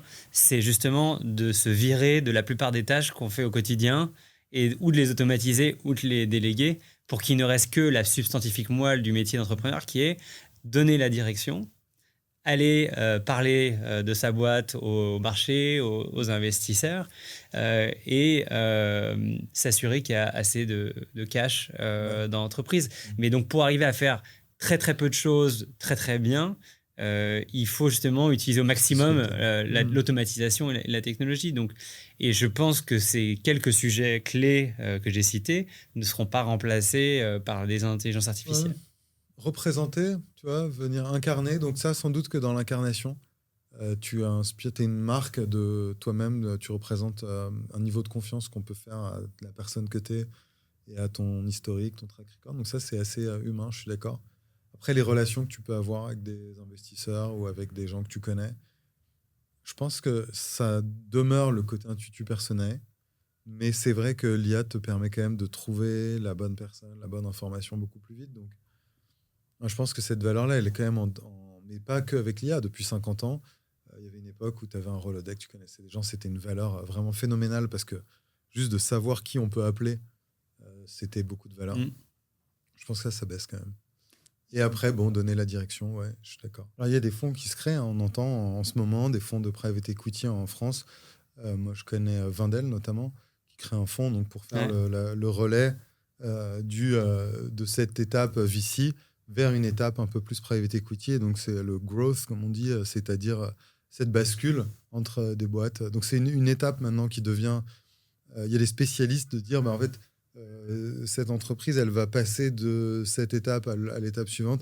Donc, il y a des gens qui se créent à ce moment-là. Je ne sais pas s'il y a des fonds, parce que c'est vrai, hein, pour faire un build-up comme ce que vous faites chez ZenChef, il faut financer les consolidations. Donc, il faut acheter la première boîte. Ouais. Et puis ensuite, il faut acheter la plateforme. Ensuite, il faut acheter tous les add-ons, donc les acquisitions. Et puis, à chaque fois, c'est des dizaines de millions. Exactement. Et ça, c'est pour une ligne. Mais comme tu es un fonds, tu veux faire une dizaine de lignes. Donc, c'est minimum des fonds en milliards. Et c'est une échelle qu'on n'a pas en France et même difficilement en Europe. Donc, toi, tu dis, je suis confiant, ça va se résoudre. Il faut une décision politique, là, pour le coup. Ouais, voilà, mais si on voulait flécher l'épargne vers... Oui, je pense qu'on est condamné si on veut pas si on veut pas continuer à vendre toutes nos belles boîtes aux Américains. Il faut une décision politique pour soit l'épargne, soit les retraites, que ça parte dans des fonds de pension ou dans des fonds de private equity. Et d'ailleurs, je crois qu'il y avait, alors je n'ai pas le chiffre exact, mais je crois que des gens qui avaient calculé que si cette réforme elle avait été faite de la capitalisation des retraites dans les années 90, quand elle a été présentée, là, 30 ans plus tard, après tout un cycle, les retraités auraient 1,6 fois la retraite qu'ils ont actuellement, parce que l'économie a beaucoup grossi. Et donc, si au lieu d'avoir ce système de répartition, on mettait l'argent dans des fonds qui investissaient dans des entreprises, qui finalement les vendaient et qui ensuite payaient la pension aux retraités, ils auraient... Après, c'est incompréhensible qu'on n'ait toujours pas un système de retraite par capitalisation. Alors, il y a une confusion parce que souvent, les gens pensent que la capitalisation est opposée à la solidarité. Donc, c'est vrai qu'aujourd'hui, on met tout en commun. Il y a une génération qui paye pour la suivante. Mais ce n'est pas parce qu'on va faire un passage dans l'économie via un cycle d'investissement, ensuite de désinvestissement, on vend les entreprises et là, on paye les retraites. Ce n'est pas pour autant que le système ne peut pas aussi mutualiser. Et donc, dans l'imaginaire, notamment en France, il y a cette idée que la capitalisation, c'est le marché. Le marché, c'est individualiste. Et donc, ce système, il serait opposé à un système solidaire. Mais en fait, c'est deux choses différentes, indépendantes. C'est ce qu'on mutualise d'une part, et on peut continuer à mutualiser. Ensuite, c'est est-ce que cet argent des retraites... voilà. Après, il y a une difficulté technique, c'est de faire le biseau, parce qu'aujourd'hui, l'argent, il va des travailleurs vers les retraités. Et si on veut qu'il passe dans l'économie... il y a du temps à combler, quoi. Il faut faire une bascule entre les deux, et ça prend 30 ans de faire la bascule, et c'est un peu compliqué. Ouais. Maintenant, je pense qu'il y a deux points sur ce sujet. Déjà, la retraite par capitalisation existe en France. Oui, un petit peu, c'est vrai. Dans le service public. C'est vrai, dans le service donc, public, c'est ça qui est surprenant. Voilà, je pense que peu de gens... Les gens le savent, c'est surprenant. Et deux, je pense que c'est un coup de billard à deux bandes, puisque les gens qui bénéficient de ce système, du coup, s'intéressent plus à l'économie, puisque leurs retraites dépendent de la croissance des entreprises. Et donc, ils vont aller regarder un peu plus ce qui se passe en bourse. Ils vont naturellement vouloir développer leur éducation sur la finance et l'économie. Et ça va aussi créer une forme de solidarité de tout le monde envers les entreprises, qu'on a envie que tout le monde performe parce qu'on en bénéficie directement, plutôt que parfois un discours un peu en opposition. Les grandes entreprises d'un côté qui sont les méchants et puis les salariés. Ça réaligne les incentives, quoi. Et ça ne fait aucun doute que dans la culture américaine, le fait que tous les Américains aient l'argent de leur retraite qui soit investi dans des fonds de private equity qui détiennent les entreprises américaines, ça crée une sorte de nationalisme économique. Exactement. Où les Américains se disent mais moi je suis pour les entreprises américaines, je préfère acheter américain parce qu'en fait ce faisant, je contribue à ma propre retraite. Exactement. C'est de quelque chose que je fais pour moi. Alors que nous, en Europe, on n'a pas ça. Et donc, on a tendance à être plus agnostique et à dire j'achète le moins cher, que ce soit français, étranger. On n'a pas ce truc comme les Américains qui veulent Make America Great Again, ou maintenant ils disent America First. Nous, on n'a pas cette... et c'est vrai, sans doute, que la capitalisation... Alors, moi, j'aime bien ce qu'on fait là, parce que on a parlé de l'IA qui commoditise tout, etc. Et puis ensuite, on a zoomé sur ZenChef avec le private equity. On comprend donc ce modèle, là, grâce à ce que tu nous expliquais. Ça change un peu les décisions des boîtes, etc. Mais c'est un modèle différent, mais qui fonctionne.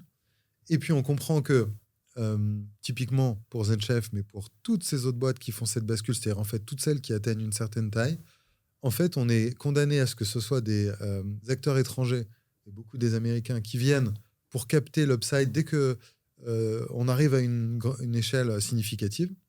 On se dit que c'est pas super, mais pour changer ça, il faudrait prendre. Donc là, avoir beaucoup d'intentionnalité pour se dire, mais ça, c'est pas ce qu'on veut, c'est pas ça le projet. On voudrait changer ça, la manière dont ça fonctionne, mais là, il faut une décision, et c'est une décision hyper profonde. C'est une décision politique d'un truc qui, en France, c'est le modèle social. Enfin, c'est un sujet hyper compliqué. Mais c'est ça qui nous limite. C'est ça qui fait que c'est difficile de se dire, les NCHEF, il en faudrait 100 comme ça. Oui, mais on préférerait que ce soit 100 avec qu'on arrive à passer à l'échelle au niveau que ça bénéficie aux retraités européens et pas que aux fonds de pension et aux retraités américains. C'était quoi peut-être une autre option du coup pour ZenChef si vous n'étiez pas fait racheter par un fonds de PI? C'était quoi l'alternative? On était rentable et on avait une très forte croissance, donc on avait plein d'options. Et c'est arrivé sans le vouloir. On n'avait pas fait de process, on n'avait pas de banquier d'affaires, on n'avait pas décidé de vendre la boîte. On avait juste une très bonne offre qu'on a acceptée. Donc s'il n'y avait pas eu cet événement, on aurait très certainement continué encore quelques années. Bien sûr, en étant en discussion avec le marché et puis en voyant les opportunités se seraient créées sûrement plus tard. Donc, mais nous, on était très heureux d'opérer la boîte avec mes 2 associés et de continuer. Alors, sans transition, un autre type de décision que toi, tu fais personnellement, tu en as un peu parlé tout à l'heure, c'est des décisions d'investissement. Tu es un excellent business angel, connu sur la place pour la pertinence de tes investissements. Comment tu choisis d'investir, toi, quand on te présente un dossier? Comment tu prends la décision de faire un ticket dans une startup? Alors, au début, j'essayais d'avoir une analyse en regardant le deck, les chiffres, le marché, me forger une conviction, etc. Et franchement, je me suis pas mal planté. Et donc, à la fin, franchement, toutes les cases étaient cochées, toutes les planètes étaient alignées. Et puis, au bout d'1 an, 2 ans, les entrepreneurs du jour au lendemain m'appellent et me disent non, finalement, on va arrêter. Ça nous intéresse moins, ce sujet. Il y a moins de potentiel, etc. Et donc, le dénominateur commun donc que j'ai appris de ces mauvaises expériences, c'est uniquement la capacité de l'entrepreneur à être résilient sur un marché qui offre un potentiel important avec une grande profondeur. Et donc maintenant, j'essaye juste de passer du temps avec les entrepreneurs et de comprendre quelles sont leurs motivations profondes qui vont faire qu'ils vont être quand même là dans 2, 3, 4, 5 ans, malgré toutes les difficultés qu'ils rencontreront forcément, les pivots, les crises, etc. Donc maintenant, sur du early stage, attention, moi je rentre dans des boîtes qui sont très jeunes, Zéro chiffre d'affaires, voilà, donc qui se cherchent encore. Mmh. Et donc à ce stade, je pense qu'on peut investir quasiment que sur l'équipe et sur un marché auquel on croit. Donc ce que tu dis, c'est l'équipe et la résilience de l'équipe. Oui, c'est-à-dire que dans l'équipe, et la résilience, ça va être aussi, est-ce qu'ils s'entendent bien? Est-ce que les rôles ont été définis clairement? Quel est le risque de conflit qui pourrait conduire à ce qu'ils aient envie de se séparer? Voilà, c'est l'équipe dans leur capacité à rester ensemble et à être résilient. Maintenant, je ne suis pas du tout un bon business angel, comme tu as pu le dire. Je pense que c'était plutôt pour te moquer, mais... Quel est tu as des chiffres que tu peux partager? Ça a marché? Tu vas faire combien de fois? Non, mais il y en a encore. J'ai fait une quinzaine d'investissements et je pense qu'il n'y en a que 3 qui ont échoué pour l'instant. C'est pas mal. Et les autres, il y en a qui... Tu penses que tu vas faire quel type de multiple à la fin? Franchement, si je récupère ma mise, je serais content. Je crois que je suis à peu près au même niveau que ça. Je me dis entre 1 et 1,5x, quoi. Mais déjà, franchement, si je fais un X, ouais, ça va. On sera content quand même. Non, mais ce que ça veut dire, c'est que c'est très difficile. C'est un métier. Et que même quand c'est ton métier, tu peux te tromper. Quand je dis c'est un métier, ça veut dire que les VC, mais sauf que eux, déjà, c'est pas leur argent perso. Et ils en font suffisamment pour avoir une chance qu'il y en ait quand même une dans le lot qui soit stratosphérique. Alors que quand tu le fais comme business angel, à part si tu veux que ça devienne ton métier et de faire que ça, il y en a qui le font et sûrement mieux que les autres. Mais si tu le fais un peu par opportunité parce qu'on te parle d'une boîte de temps en temps, bon bah voilà, ça a peu de chances de réussir. C'est sûr. Mais je trouve donc c'est quand même intéressant de dire avant d'investir, je regarde et je suis d'accord. Le critère, je pense, qui marche vraiment bien, c'est ça, c'est la résilience et détermination de l'équipe. Et je dirais qu'il y a deux. Il y a le côté la résilience face aux crises et il y a la détermination de revenir chaque matin, tenter quelque chose de nouveau. Parce que si tu essayes 1000 fois, tu as plus de chances de réussir un truc que quelqu'un qui essaye 200 fois. Donc il y a un peu un jeu des grands nombres où plus tu essayes des choses, plus tu as quand même de chances qu'il y en ait une qui réussisse, surtout si tu essayes beaucoup de choses, mais toutes vers le même objectif. Donc c'est un peu ce truc un peu schizophrène de dire je fais plein de trucs, mais en fait ils sont très ces choses à la fin. voilà, ces choses sont très focalisées. Pour être un bon business angel, il faut faire des études de psychologie pour comprendre quelle est la cassure qu'il y a pu avoir dans la vie de l'entrepreneur avant qu'il soit entrepreneur, qui fait que il ou elle ne va rien lâcher. Il va pas revenir en arrière. Ne va rien lâcher. En fait, il y a une seule voie possible, c'est de gagner à la fin. Ouais, c'est Sequoia qui fait beaucoup ça dans les entretiens. Je crois qu'ils sont connus pour le fait qu'ils investiguent sur la psychologie de l'entrepreneur et cette résilience, détermination. Et comme tu dis, pour que ça fonctionne, il faut que ce soit au point où il y a limite un traumatisme, une cassure qui fait qu'elle a conditionné ce tempérament de vouloir revenir de manière déraisonnable, essayer, dire maintenant je veux que ça réussisse et je reviendrai autant de fois qu'il faut pour que ça fonctionne. Ça, c'est un super critère. Et après, je trouve que c'est intéressant sur ce genre de décisions qui sont les décisions d'investissement. C'est assez particulier, mais je pense que ça s'applique à d'autres types de décisions. Moi, j'en avais parlé avec Jean-David Chamboredon, le patron d'Isei, le fondateur d'Isei, qui m'a accompagné moi chez 360 Learning et qui est devenu un ami. On se parlait 3 fois par semaine pendant 10 ans. Et quand je faisais ces tickets de Business Angel, comme lui, il a un track record, je crois qu'ils sont au 4e fonds, ils ont des performances spectaculaires, plus de entre 20 et 30% par an, c'est quand même fort. Et puis il me dit, on voit 2000 dossiers par an, et à la fin, on fait 3 chèques. Et moi, je me suis dit, moi, je dis oui une fois sur 2. Et j'ai sans doute un moins bon deal flow. Et du coup, il m'a dit ça, et moi, j'ai arrêté après. C'est lui, quand il m'a dit ça, après, je pouvais plus. Je me disais, mais c'est ridicule, en fait, j'arrête d'investir. À part si tu veux le faire aussi parce que tu veux redonner à l'écosystème. Ouais, non, bien sûr. Ouais. Après, il y a des moyens, c'est d'avoir typiquement, moi, quelqu'un comme Jean-David qui dit, tiens, là, il y a une boîte, il y a un fondateur, tu t'entendrais peut-être bien avec lui, investis avec nous. Et prends une place où tu vas l'aider un petit peu. Donc, j'ai fait ça. Maintenant, j'ai moins le temps, mais j'ai fait ça et ça marche. Mais je trouve que c'est intéressant le truc de dire il y a une décision à faire. Et en fait, je ne sais pas si j'ai la meilleure boussole parce que c'est très difficile. Mais j'en vois 2000. Et du coup, ma boussole, elle est plus ou moins exacte. Mais même si elle est à peu près exacte, vu que j'en sélectionne 3 sur 2000, je prends quand même un truc qui est mieux que la moyenne. Donc, c'est vraiment la brute force du problème.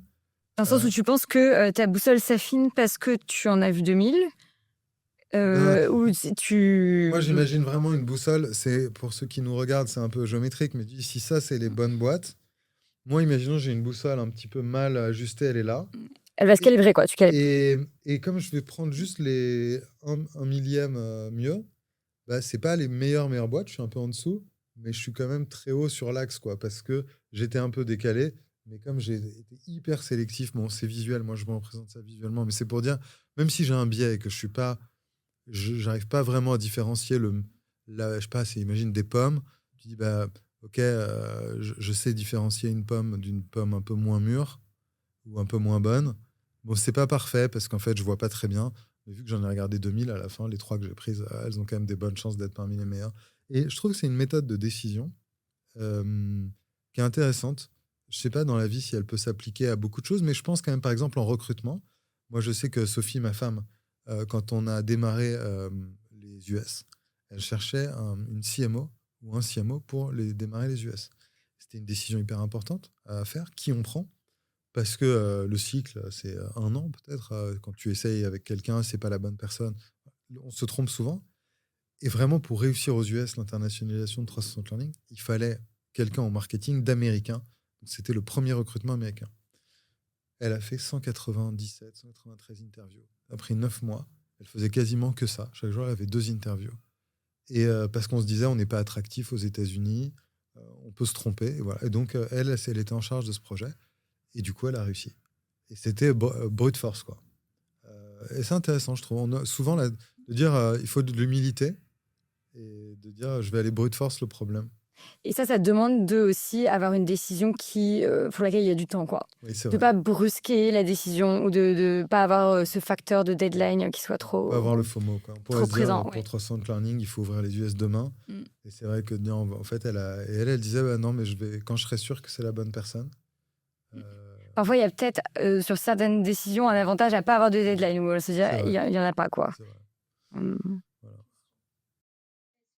Donc ton point, c'est en fonction de la taille de la boîte et de la maturité, est-ce que tu as une vitesse plus ou moins importante?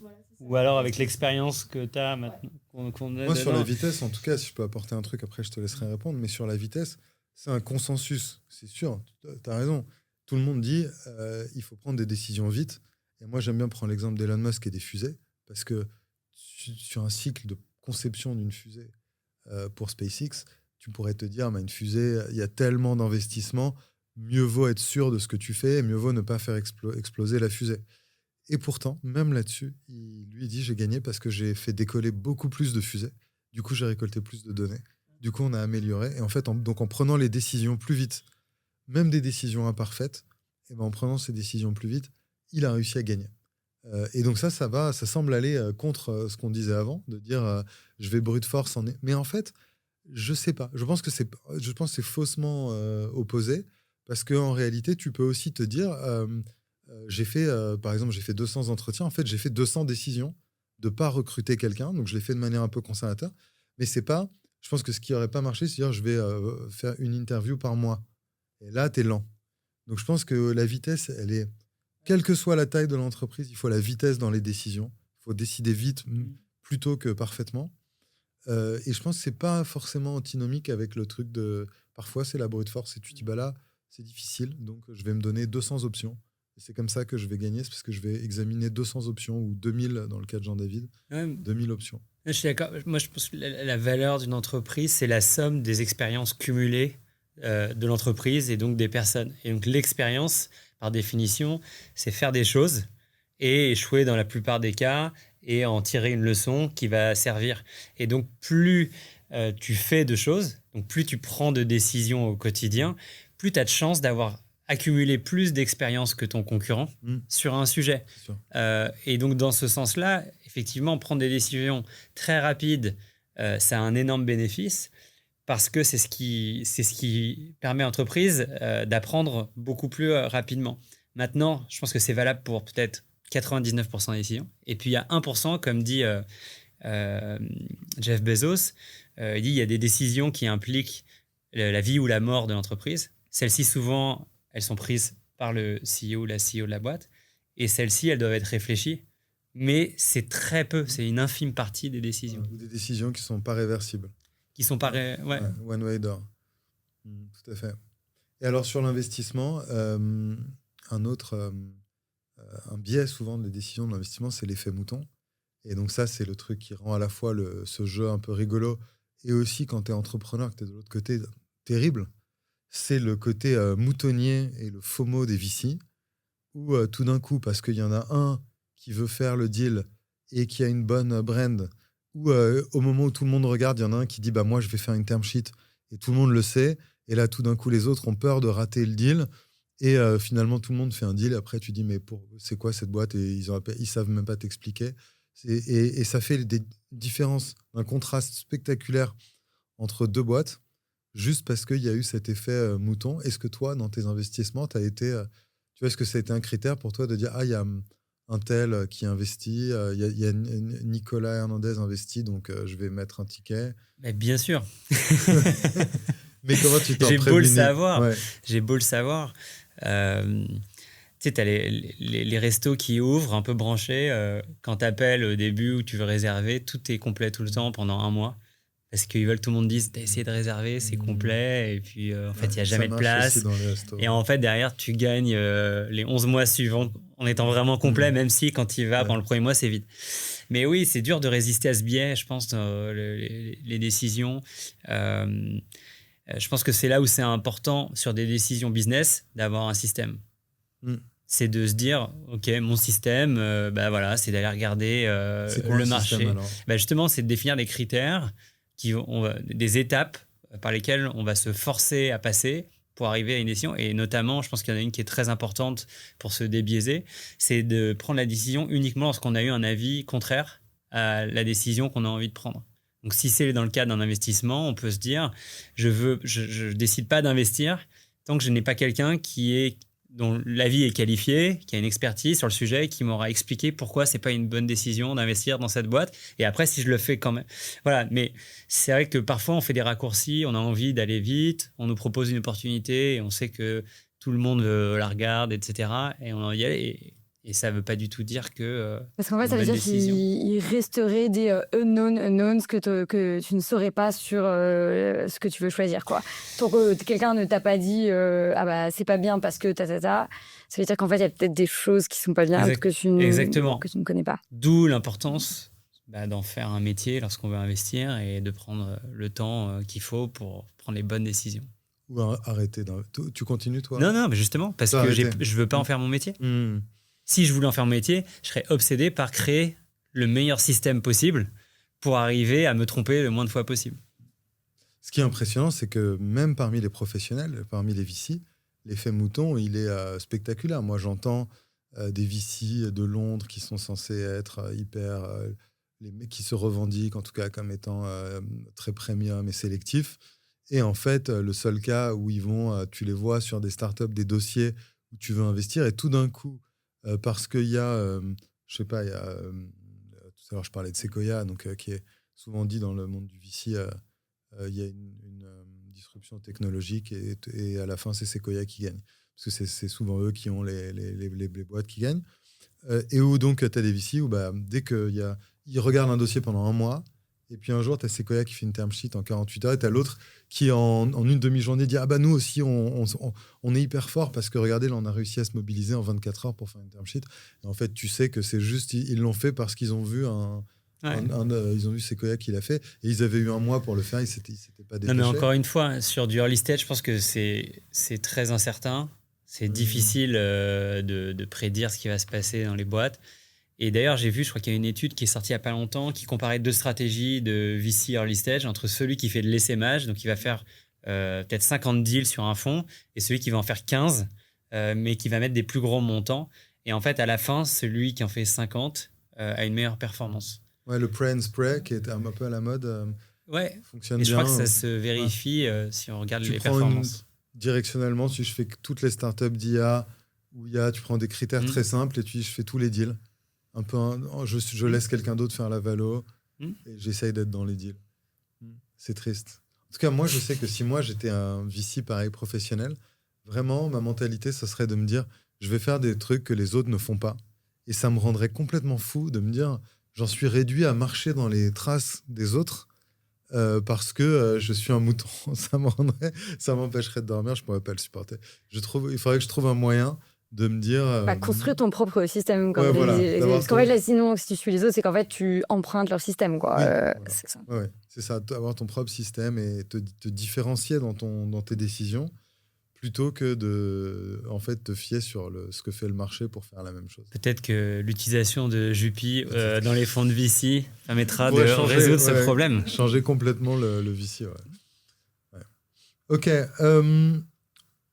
En tant que CEO, est-ce que toi, tu avais des routines pour tes décisions ? Comment tu faisais pour décider les choses clés, donc, que ce soit un budget, un recrutement, un projet à lancer en interne, un changement de produit ? Est-ce que tu avais une routine ou est-ce que tu faisais un peu comme ça à l'intuition ? Encore une fois, je pense que la plupart des décisions, j'essaie de les déléguer. Donc, à la fin, celles qui me restaient, c'est, j'espère, les décisions les plus importantes. Et moi, j'ai plutôt un style collaboratif. Donc, j'ai une intuition. Donc, je vais plutôt assez rapidement arriver à une intuition de ce que serait la bonne décision.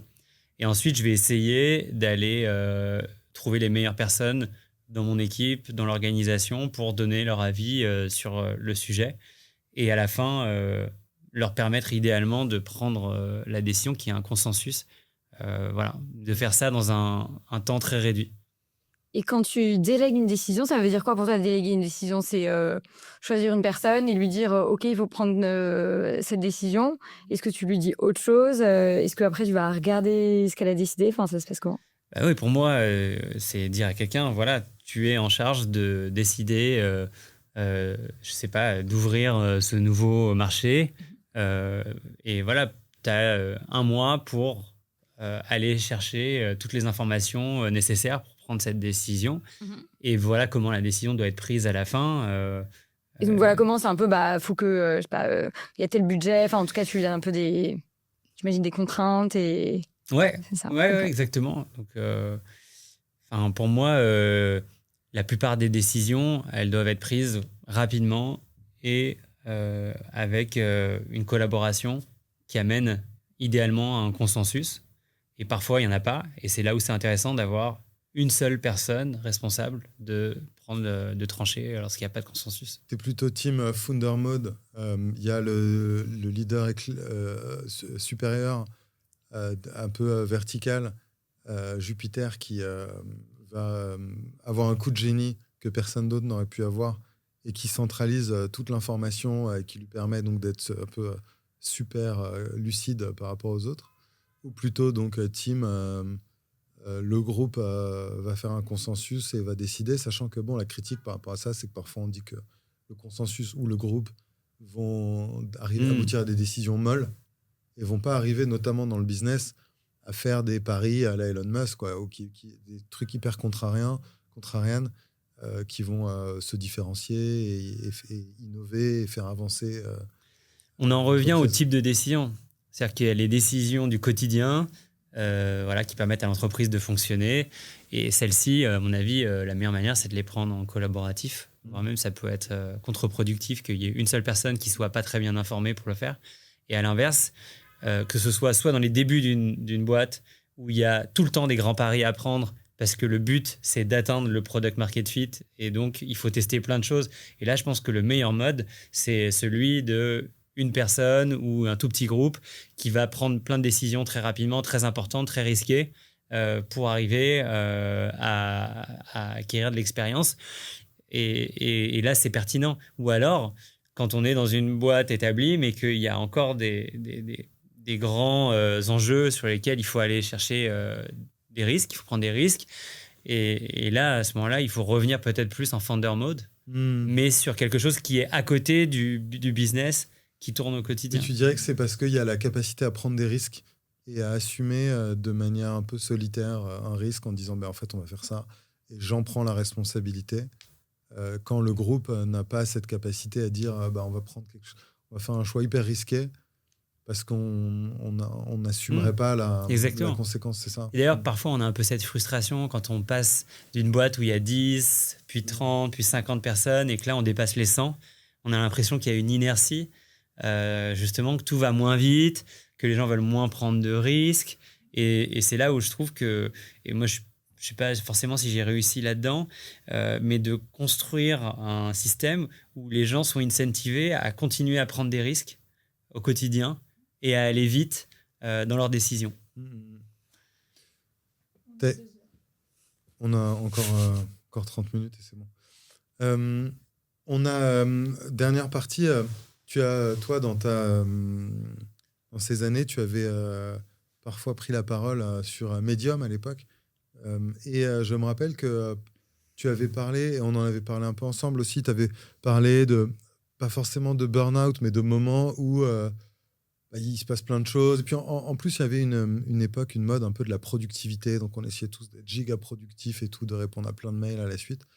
Et donc, je sais que tu avais parlé de méditation aussi à ce sujet, tu m'avais dit que tu avais fait un peu des exercices de méditation et tout. Est-ce que tu peux nous en dire un peu plus sur la manière dont...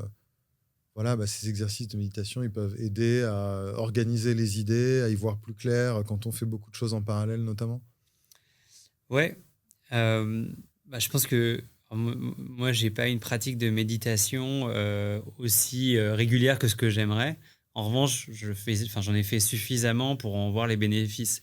Et l'un d'entre eux... Ça a été déclenché par ce besoin de ralentir un peu. Peut-être tu peux nous donner un peu de contexte sur... je ne sais pas si tu as été vraiment en burn-out. Moi, je ne crois pas que... Tu avais parlé à un moment de surmenage, non? Ouais, il y a une période voilà, post-première vraie levée de fonds où je me suis mis énormément de pression. Et à la fois, on a pris plusieurs mauvaises décisions de recrutement, d'investissement. On s'est mis à burner beaucoup de cash. Prise de croissance. La croissance de la boîte a commencé à diminuer. Le churn a augmenté. Enfin, voilà, un peu tout ce chaos alors que tout allait bien avant. Et d'un coup, pourtant, on vient de lever des fonds, donc tout allait bien. Et puis là, c'est un énorme chaos. C'était il y a 10 ans, un peu moins de 10 ans. Ouais, c'était en 2016. Et là, effectivement, je me suis mis à bosser 2 fois plus, mais pas forcément bien. Et donc, voilà, j'étais plus la meilleure version de moi-même, en tout cas en tant qu'entrepreneur. Et peut-être pas les meilleures décisions, du coup. Ah non, mais c'était plein de mauvaises décisions, beaucoup de pression personnelle. En fait, c'est la première fois où je me suis dit peut-être que en fait, ça va pas marcher. Un peu comme un ordinateur, à un moment qui n'a pas assez de RAM, et il y a tout qui... Et du coup, ça devient un peu, ça bug un peu, parce qu'il y a trop de choses à gérer en parallèle. Exactement. Et d'ailleurs, une des mauvaises décisions à l'époque, c'était recruter un directeur commercial qui venait de notre concurrent, parce que ça me rassurait de se dérisquer finalement sur un profil qui avait cette expérience, mais qui en réalité n'était pas du tout compatible avec nos valeurs, et qui a été un très mauvais recrutement qui a détruit énormément de valeurs pendant 6 mois. Donc, effectivement, j'avais pris beaucoup de mauvaises décisions à l'époque. Et puis, j'ai eu un peu un wake-up call où je me suis rendu compte que ça faisait 6 mois que je n'avais pas vu ma famille, que je n'avais pas vu mes amis, que je faisais que de bosser et que les choses n'allaient pas mieux dans la boîte. Et donc, effectivement, j'étais chercher dans la méditation une manière d'y voir plus clair. Et en fait, tout le monde pense que la méditation, c'est faire le vide dans sa tête, alors qu'en fait, c'est l'inverse. C'est se mettre dans une posture d'observation de ses pensées. Donc ça veut dire, c'est comme quand on veut changer quelque chose, la première étape, c'est pas de mettre en place un plan d'action pour le changer. On veut perdre du poids, par exemple. La première étape, c'est pas de se mettre au régime, c'est déjà de noter tout ce qu'on mange pour prendre conscience de ce qu'est la réalité. Mais en fait, la méditation... Toi, tu es un ancien gros. Hein. En plus... tu faisais 15 kilos, 20 kilos de plus que... Ouais, exactement. Mais dans sa tête, on reste toujours... C'est vrai, quand on a été gros, on reste... Mais donc, la première étape de la méditation, c'est déjà de faire un inventaire de ses pensées. Et donc, ça a une énorme vertu, c'est déjà de se rendre compte pendant une période, je sais pas, de 10-15 minutes, de se mettre dans cette posture d'observation et déjà de se dire, OK, qu'est-ce qui me passe par la tête? Et après, on peut agir justement sur les choses qu'on a envie de changer. Mais juste déjà faire ça, ça a énormément de bénéfices. Donc la méditation, pour toi, c'était ce moment de prise de conscience et d'observation de ce qui se passe pour devenir plus clairvoyant quoi, sur l'état de la situation actuelle, ralentir un peu. C'est peut-être un moyen. Je sais que tu joues au tennis. Souvent, tu te rends compte quand tu joues au tennis que si tu regardes vraiment bien la balle, elle ralentit. Ouais. Et c'est un peu la même sensation. C'est de te dire, je ferme les yeux, je regarde la situation et déjà ça crée de la lucidité. Alors, il y a ça, bien sûr. Et ralentir le temps, c'est aussi apprécier ce qui se passe dans le moment. Alors, je ne vais pas tomber dans le truc de moment présent, mindfulness, voilà, dont tout le monde parle. Il y a énormément de bullshit autour de ça. Néanmoins, en tant qu'entrepreneur, j'étais très focus sur le résultat de ma boîte. Il fallait que je réussisse. Donc, sur le point d'arrivée. Et ça, au bout d'un moment, c'était un peu destructeur parce que ça m'empêchait de prendre les bons risques. Ça me freinait dans mes décisions. Et donc, c'est là, grâce à la méditation notamment, où je me suis dit, c'est quoi le moment présent? En fait, c'est apprécier ce que je fais au quotidien. C'est essayer de me décentrer du résultat final, du point d'arrivée que je ne connais pas de ma boîte. Et du coup, ça m'a permis de relâcher un peu la pression. Et c'est la même chose au tennis. Quand tu penses trop au résultat du match, tu joues petit bras, tu vas faire plus de fautes. Alors que si tu es concentré, tu dis OK, point par point. Ouais. Joue le prochain point. Voire même coup par coup. Coup par coup. Et mon objectif, c'est pas limite de gagner le point, c'est de faire le meilleur coup droit. Ouais, c'est de remettre la balle dans le terrain. Exactement. La prochaine fois. Mais en fait, tu commences à prendre du plaisir à faire ce que tu fais et la conséquence, c'est que tu as gagné le match. Mais tu es moins concentré là-dessus. Et je pense qu'il y a ce parallèle-là avec l'entrepreneuriat et la méditation est un bon moyen de se mettre à apprécier justement ce qui se passe dans le temps Et présent. donc concrètement, quand on dit méditation, ça correspond à quelle pratique? Ah bah, c'est super simple. C'est tu fermes les yeux, tu respires par le nez, tu expires par la bouche, et c'est tout. Et tu observes Et tu te mets dans cette posture d'observation, un peu comme une rivière en fait de pensée qui ne peut pas arrêter de couler. Donc il ne faut pas chercher à arrêter le flot de la rivière, mais il faut plutôt voilà, regarder quelles sont les pensées. Moi, qui je les passent. range. Donc moi, je fais ça et je visualise un cercle plutôt qu'une rivière. Et dans le cercle, chaque chose a un peu sa place. Donc je pense à ma femme, ma famille, ma mère, etc. Donc ça, ma sœur, il y a une zone, c'est tout devant à gauche. Souvent, il y a le travail. Dans le travail, il y a plusieurs parties, parce qu'il y a maintenant plusieurs choses. Donc, je les range là. Et puis après, parfois, il y a les choses de la journée, je les mets devant. Et donc, c'est vrai que tu as cette rivière-là de pensée, parce que tu as un petit LLM, en fait, une sorte de chat GPT dans la tête qui s'arrête, que tu peux pas arrêter. C'est ce que tu disais. Là. Tu peux pas lui dire pause. Tu as toujours une pensée qui arrive.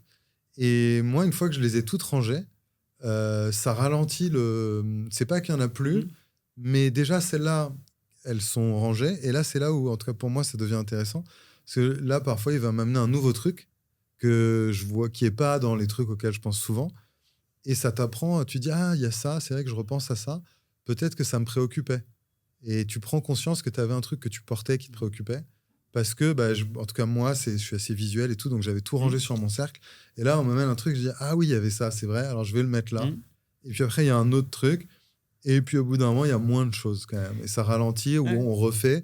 Et là, je me dis, voilà, j'ai rangé ma chambre, quoi. J'ai rangé ma tête, j'ai rangé ma chambre. D'ailleurs, il y a un autre outil qui peut être le pendant de la méditation que moi j'appelle le téléchargement de pensée.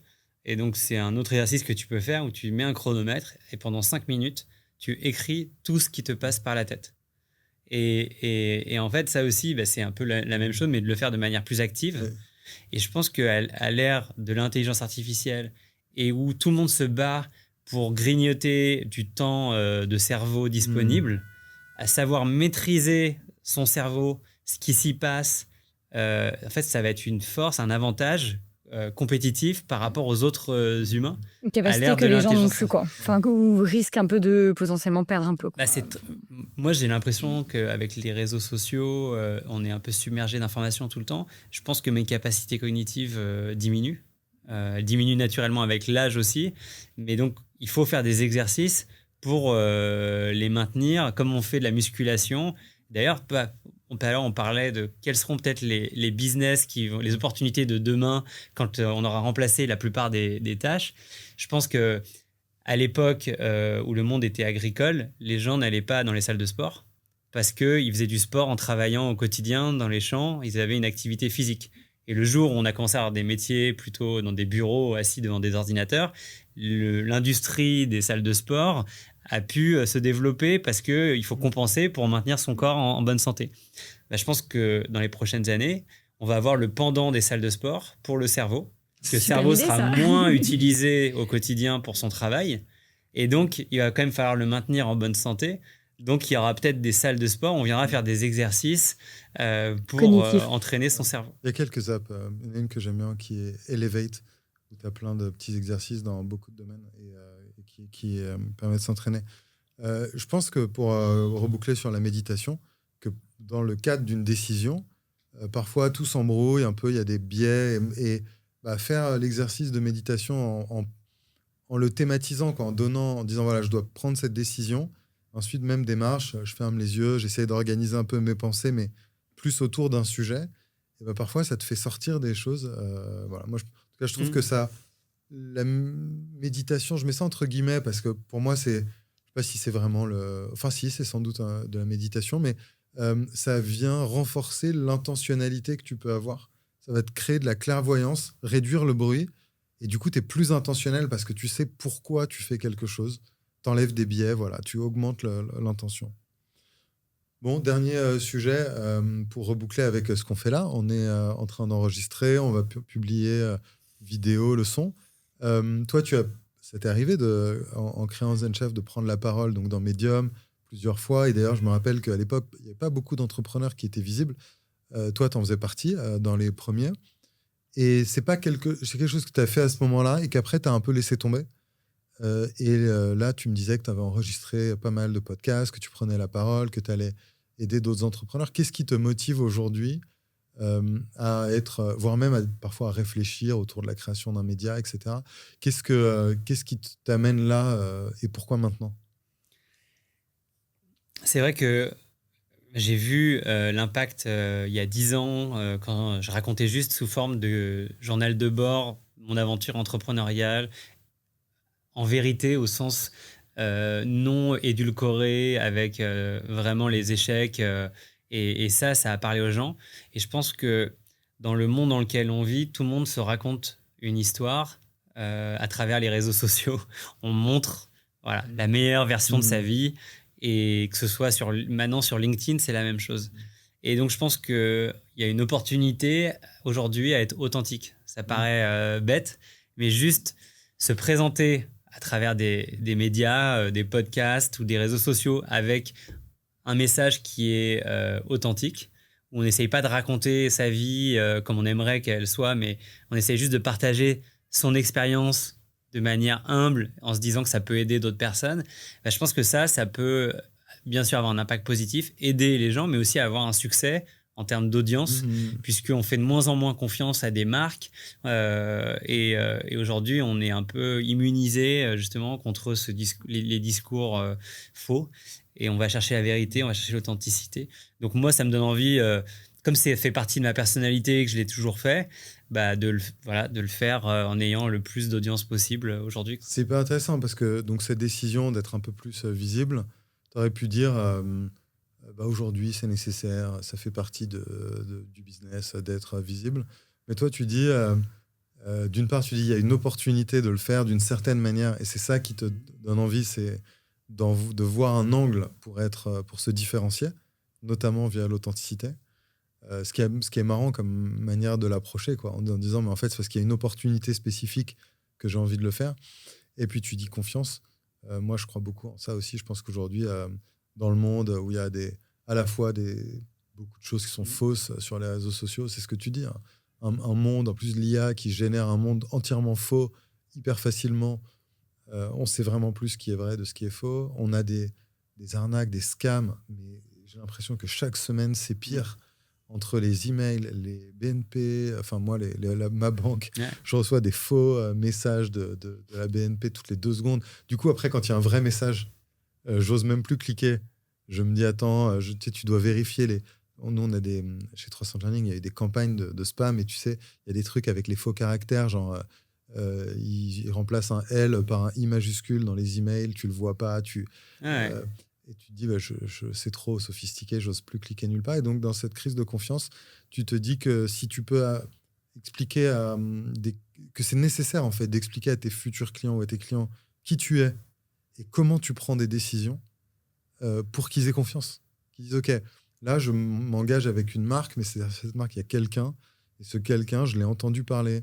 Je comprends comment il ou elle réfléchit. Et donc, je lui fais confiance. Et je pense que ça, c'est ce que tu dis sur l'opportunité. Et moi, je pense que c'est un pilier c'est un changement. Changement de... Crise égale opportunité. Oui, ce que tu disais, tout à fait. Crise de confiance égale développer la confiance. Et la confiance, c'est quoi? Être entrepreneur, c'est s'exposer, prendre un engagement qu'on va développer une boîte et se mettre à risque. Et les gens suivent parce qu'ils voient qu'il y a quelqu'un qui est prêt à prendre ce risque et à s'exposer. Et c'est proprement humain, pour le coup. L'IA ne peut pas créer cette confiance avec une audience. Excellent. Eh ben, merci beaucoup, Xavier. Ça fait seulement 2h30. Donc, c'est top. Il nous restait quelques sujets. Donc, j'espère que tu reviendras pour la deuxième partie. Je viendrai dans 10 ans la prochaine fois. Merci. Merci.